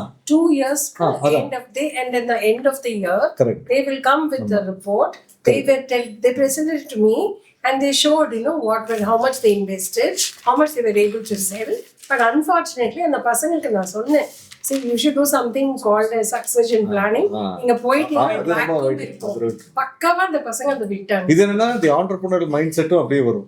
இன்னைக்கு வந்து corporates what they want is you should have an entrepreneurial mind set also. அப்பதான் you will think this organisation should grow. இங்க problem இருக்கு, இங்க எல்லாருக்கும் இருக்கு. அப்புறம் இன்னொன்று I wanted to share no there are few top organizations they do not take from IIMs. the reason அவர் சொன்னது என்னன்னா சார் இப்போ வந்து எங்கள் இதில் வந்து ஒரு பைப் உடஞ்சிருச்சு, there is a problem, water is gushing out. This IIM guy open a max, puts a strategy. Sir இந்த பைப் இப்படி இருக்கு, இங்கே ப்ராப்ளம் இருக்கு, இங்கே இருக்கு. SASOM பையன் வந்து கீழே குதிச்சு போய் அந்த பைப்பை க்ளோஸ் பண்ணிட்டு இங்கே வந்து சார் அடுத்து என்ன பண்ணலான்னு கேட்குறான். They want that. Pragmatic. இத்தனைக்கு சொன்ன அவர் வந்து IIM passed out. அதை கேட்டுருந்தவர் ஒரு XLRI passed out. ஸோ இன்னைக்கு dynamics of the entire globe is changing. AI வந்து த்ரெட்டே இல்லை மேடம், பட் ஏஐ வந்து வெரி யூஸ்ஃபுல். ஏஐனால நிறைய ஜாப்ஸ் ஓப்பன் ஆகும். நம்ம வந்து கேஏ டெவலப் பண்ணணும், நாலேஜ் இன்டெலிஜென்ஸை டெவலப் பண்ண they can even see what it is. Good. Sorry I took interest. Sir ஆனா இந்த இதுல வந்து sir didn't even say anything. He said the students madam அதனால தான் நான் go ahead வந்து அப்படின்னு சொல்ல வர்றேன். C I M member of Poes எல்லாம். அங்கே வந்து ஃபர்ஸ்ட் இந்த யூனிவர்சிட்டி ப்ரொஃபஸர் இருந்தாங்கன்னா என்னை பேசவே விடுறதில்ல, ஏன்னா அதை முன்ன வந்து இல்லை. இங்கே வந்து ஃபர்ஸ்டே அவர் சொல்லிட்டாரு, I am not looking at AICTE and this thing, I am giving at this thing future ready தான். Not only the institution, from the faculty, from the boys and girls, அந்த சேஞ்ச் தான் அது கொண்டுறது. அந்த ஒரு அட்டானமி வந்து உங்களுக்கு இங்கே இருக்கிறது பெரிய நல்ல விஷயம் for all the faculty. So it's a learning platform for you also. Yes, yes. Yeah. Itam? Yes, Just please. one more Yeah. observation. So, on the courses perspective, like I suggest, like as I have given this process improvement one, so we can also utilize this Six Sigma belt certifications by the KPMG kind of companies. So it speaks about continuous improvement. So that for the process perspective, and apart from that, analytics. So I think earlier doing like Power BI and SPSS. But if you can make it mandatory for everyone, like other than being an optional, that would be really helpful. And apart from this, like I have a couple of points on placement perspective. So like we can have this dedicated sessions on resume iterations, like peer to placements. You can also loop in with some of the industry companies like Career Curve, like who are into this kind of activity, like they train students on mock PIs and also resume writing, those kind of stuffs. So that will, so the reason behind saying this is like this kind of aggregators, they have this mentors coming from the industry background themselves. So their resumes are treated by the industry experts, not by the academicians. So that will help you. Apart from this, on communication, I want to bring two aspects of it. One is active learning and another passive learning of it. For active learning, you can still have sessions from an like CAT trainers, like who also kind of correct the English grammar kind of stuff. And secondly, you need to have like encourage students to watching some good YouTube channels as well. Like we have a Gravitas, we have like a First Post. So these channels are really good. Like for two reasons. One, the vocabulary they are using is so good. Like they are like industry first channels. I would say like they're using proper corporate terms. Like they are the one who uses moonlighting for the first time, the Gravitas. And similarly, they introduce a lot of good stuffs. So please, and also we have some expert journalists like Sushita Deral running a channel like Money Life Foundation. Like, so it's a very good channel, but not viewed by many people. But it has components of everything, like from the finance knowledge, corporate fraud activities. All the things are covered beautifully. Every week have good videos coming out. So please encourage students to watch channels like Gravitas, First Post, this kind of channels. So because newspaper, not everyone is keen on reading these days, right? I mean, it's not a problem as such because it's how the world is evolving, right? So if we can speak from this kind of medium, that's really helpful. And apart from this, yes, from the intake perspective, please see if we can bring some BTech or BTech also as a part of program, because peer learning comes when we have a diversity from different backgrounds of people coming joining us. And similarly, see if we can bring CAT as one of the qualifying exam for the MBA admission, because that will help us in having in better students intake as well. Otherwise, like I think we have covered a lot of good points. Last but not the least, I want to touch upon the mental well-being of students as well. Like, see if you have a proper counseling sessions given for them, because they are also burned out in some sense. Like they have academics, they have a lot of other activities to focus on. So, like not working for 14 hours will not make someone burned out, but rather than doing this uninterested work, right? So if we can have some counseling sessions like where we also think through the mental well-being of students, that's important. And coming to the faculty perspective, I think we touched on a lot of good points on faculty emotional programs, stuff like that. But are we really giving faculty that kind of, the medium to perform? The thing is like I have friends who are professors in like XLRA and IIMs. So what I hear is they're also equally burnt out because of this research papers, teaching, academic works. So when we say like we have to ask faculty to do different new things, are we facilitating them to do that? Are we giving them that space to do that? That is very important. So please be mindful of that one as well. When we give something new to the faculty, how are we enabling them for that? That's equally important when we give something new. And already they're working really hard, so we have to be very mindful of that perspective as well. So apart from this, I think like as an institute, like we are really doing good, like in terms of infrastructure, in terms of faculties, in terms of students. So of course we have miles to travel, but then yeah, as the beginning, it's really doing good. So that's all from my side. Like thank you everybody. I think we have overshot the time, so we're leaving the open forum and just winding up the session. I think so much of the I could see my head. It's an overdose. We are really No, it's not an overdose. We have an excellent team who have already given me the minutes. So we'll work on it. Few of the things which might be doing. I'll say that we'll have to have a phase 1, phase 2, phase 3. Straight away we cannot go to phase 3.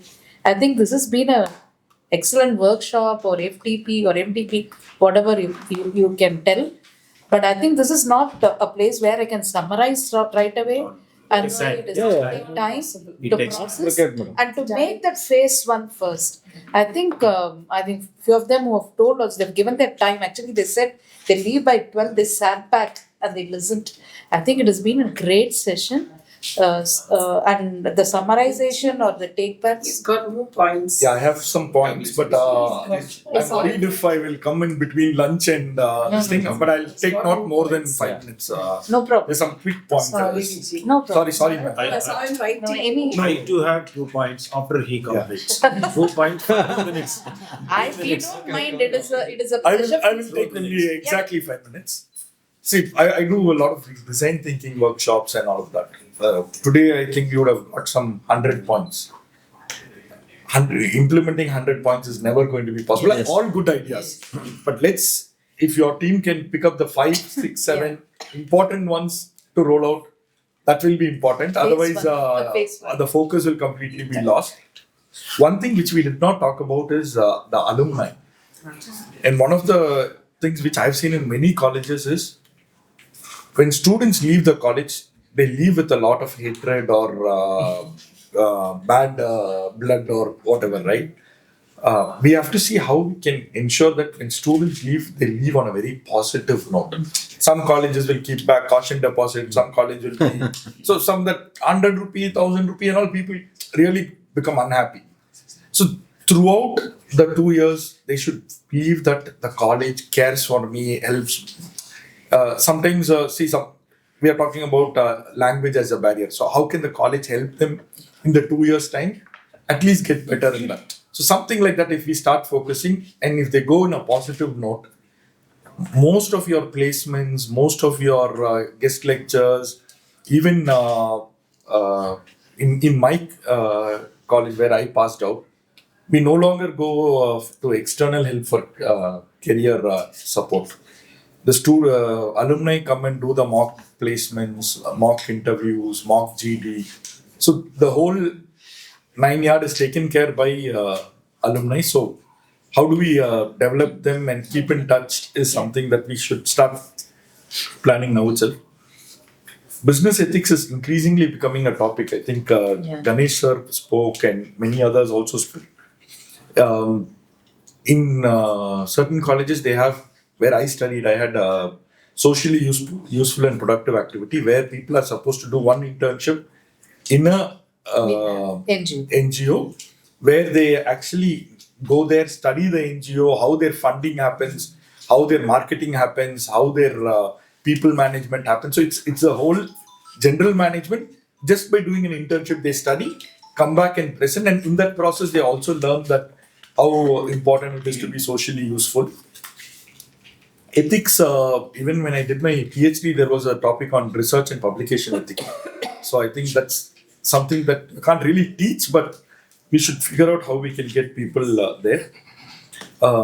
I take a subject on strategic management using visual medium and storytelling techniques, where we play movies, and I think that's something Ganesh sir also brought up. So I think in certain subject we should ensure that the teaching methodology also is not just classroom and changes. Selling skills during interviews, I think Vasant sir spoke about it. So probably we have to figure out, because see, today it's not looking good on paper. You have to look good in the organization. But if people are not able to look good in paper itself, it's a problem. So we have to ensure that they have a lot of those resume value adds there. But at the same time, we also teach them how to present themselves better, how to talk in interviews, etc. Learning to experiment, understand it. People have to understand that it's okay to fail. But I can come up with more ideas, and failure is not the start. It's a beginning. So those things, I think, not by teaching, but by actions, we have to ensure that the students learn. One point which this use of AI, right? Very, very important on prompt engineering. Sir was talking about testing. In my company, we are believing that by next year there is no automated testing. Manual testing is gone. Yeah. By next year, automated testing will also gone because AI will do automated testing. And one point which Jairaman sir said, AI will not take jobs away in the long run, but in the short run, definitely many jobs are going away. A lot of recruiters are being hired by companies now to do resume screening and all of that. Yes. Now all of that AI will take over. But the one who will succeed is the one who can do prompt engineering well. So if we can include that in some form and teach them how to do prompting in AI and how they can use that. Because there's a tool which we have trained all our employees on, which is something which helps people to do coding. You don't need to anymore know coding. Any language, you just go there, you put the prompts, it will auto code for you. So coding itself is going away. So you have to ensure that prompt engineering in some form or other comes in. Expecting long-term gratitude from shop floor is not going to help. So people are not going to be very gracious for what you have done and all of that. But at least this mindset, I just took a point from Dr. Ishwar, right? Students, when they join a company through college, we should tell them that, hey, at least 2 years, please stay. Because if you leave, the company is not going to come back again here. So at least at 2 years, you stay and contribute so that it will help your juniors. But we'll have to let them know. Live projects definitely will help. LinkedIn is very, very powerful. So like Sir said, people have to get into LinkedIn and not just be passive LinkedIn users. Because everybody opens an account, but they are very passive. So what we look for is more of participation, idea creation. Initially, they can start with sharing good posts or being in groups and answering questions, but slowly they should start creating content on LinkedIn. Research paper publication, I think that's extremely important. Nowadays, I think the college ranking is also based on the number of affiliations you get. But then, without pressurizing both the faculty and students, we'll have to do that, because today I see wherever I go, faculties are pressurized to publish. So probably we'll have to balance that out. That's my whatever 2 bit on that. Otherwise, yeah, that's it. Thank you so much. Very good. Last but not the least, I got two things to talk to you after listening to a very big forum of experts. One is MDPs. We have not discussed about MDPs. The visibility of a management institution is highly possible only with the MDPs. The MDPs, whether it's going to really attract more audience or not, we have to keep on doing MDPs. So MDPs are very important. I don't know how we missed that into this entire forum. MDPs, Given it as it is there, it is. But we have not elaborated on that. MDPs are very important, number one. MDPs can be paid also, not necessarily complimentary.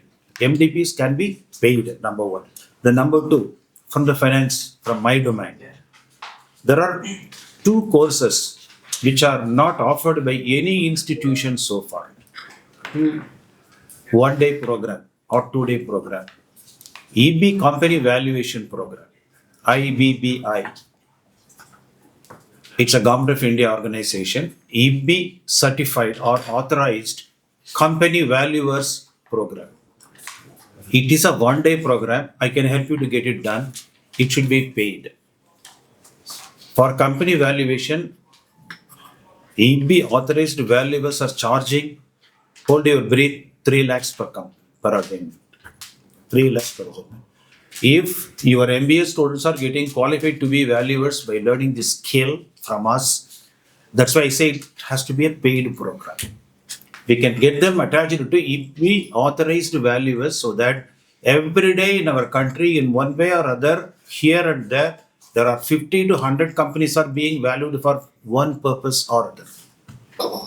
So evaluation of a company is going to happen for any purpose, being it not necessarily for IPO, not necessarily for bank loan, not necessarily for a renewal of a limit, not necessarily for any NCLT cases, not necessary for any FEMA issues. So that area is being neglected, like XBR. If you take that as a certified program, 1-day program, not more than that, 1-day program, residential program, make it paid. So under the MDP, we can bring all this into the financial portfolio. I think that would be really our visibility in the market would be very ideal. It will add more value to it. Madam, on the LinkedIn, maybe you can form a team who are little bit creative, useful. You can also change the vetted by you previously. Even this meeting, since you are taking us this thing video also, no? You have a SASOM LinkedIn page. No, we don't have. We that. should We are you should planning to create. start. Adula in the mari you tag all of us, but don't give the ideas. Don't share the ideas in that. In the mari a lot of things inside. You just put a 3-minute reel. It will create. So அந்த மாதிரி ஒவ்வொரு event you just put it. Then tag the people who came in, so that it reaches. Don't play all the cards. Huh? Don't play all the cards openly. Correct. Aprom, maybe you can explore for the first years a 2-day rural immersion program. Yeah. Be there, learn, let them teach in a institution there, go to the primary health center, and a lot of things it will help them to learn. They have the plan. Okay, I think as I said, it's very difficult to summarize the entire thing. My team has done a beautiful job in minuting actually the entire thing. You is take there. your time, madam. Yeah, and as you rightly pointed out, everything at one stretch. But this being the initial, I think we have a lot of inputs. Few of the things we are already initiated and we have started in terms of communication. I think, sir, we've discussed on the implementation of the hands holding program, and we're starting on September 1 to 3. So we already certain things are there. Yes, certain things are very new. I think it's the right thing. I mean, thank my leadership for giving this opportunity. We've been planning this for Give a quite some title, Monarch to Madurai. That will be ideal. So I think we can wind up now since all of us are hungry, and we'll have the next meeting probably in December, and we'll tell you the dates. I think by this, give us some time so that we consolidate and we discuss. It should be doable. In trade, you can also have meetings with the required people Yes. on a need based. Yes, 1-to-1 or two people. Yeah. That will definitely it's The going to next happen meeting because we'll review what all we have, Yes. we have taken, taken from there. yes, sir. So 1-to-1 also because I need a lot of clarity. So I'm going to get in touch with you and please give us some time so that we review. It doesn't not going to happen on phone. Either it has to be 1-to-1, online meeting, and I would prefer a face-to-face meeting. Please do give us a time because if given us even your valuable time, I think 1-to-1, if we sit and discuss certain points, we can finish in half an hour or 45 minutes and give clarity. So the next meeting, at least it will move forward. Because it's a great beginning, and I thank you for all your time. Now, more than you, we like to give a word of thanks because you all have an openness. Yes. correct. Yes. That openness need to be appreciated. Give a grand applause for this openness. Madam, it was a learning for us also. A lot of ideas, no? See, institutions are closed mostly. They are not Correct. open. Am I right? Very true, Mr. very Chairman? true, very true, very true. They are closed. They are not open. So right from the culture, It all comes Mr. from Raja, it all comes from Venkatesh has inherited. We are getting that attitude of being open to learn. We have to be open to learn. So that's a I good. think that giving us an open hand, and I think sir has not met the two professors of practice. That's a kind of independence in which we are operating. He knows who's there. See, you are So- really autonomous. No, no, Yeah, definitely. university, leave That's it why we are university. able to move, and that is why this is possible. And I assure all of you that your time will not go wasted. And No. you have given your precious We time. only invest. Madam, we know that confidence. Otherwise, we are all here. Thank you, Sir, thank we you. have not spent our time. We Actually, have we all invested our said time. that Ah, they sat down. That's an The deadline ROI also for happy this. to Yes. see. Already informed me that they have some thing, but they said 11:30, 12. But I was like a little seeing, but they sat back, and I think that is a commitment what you've given us, and we assure you that the time will be well spent. And I'll first rephrase and then take it to leadership, connect with you, get some clarity, and then we. I think the team is there. I wanted them all to be here to see where we are going, and I think that's very important that they also understand. It's not just two people. So now we are 15, 16 people sitting here. I'm sure we can take things forward. where you are going and where you are growing. Yes. That is more thing. Thank you so much, and thank you so much, sir.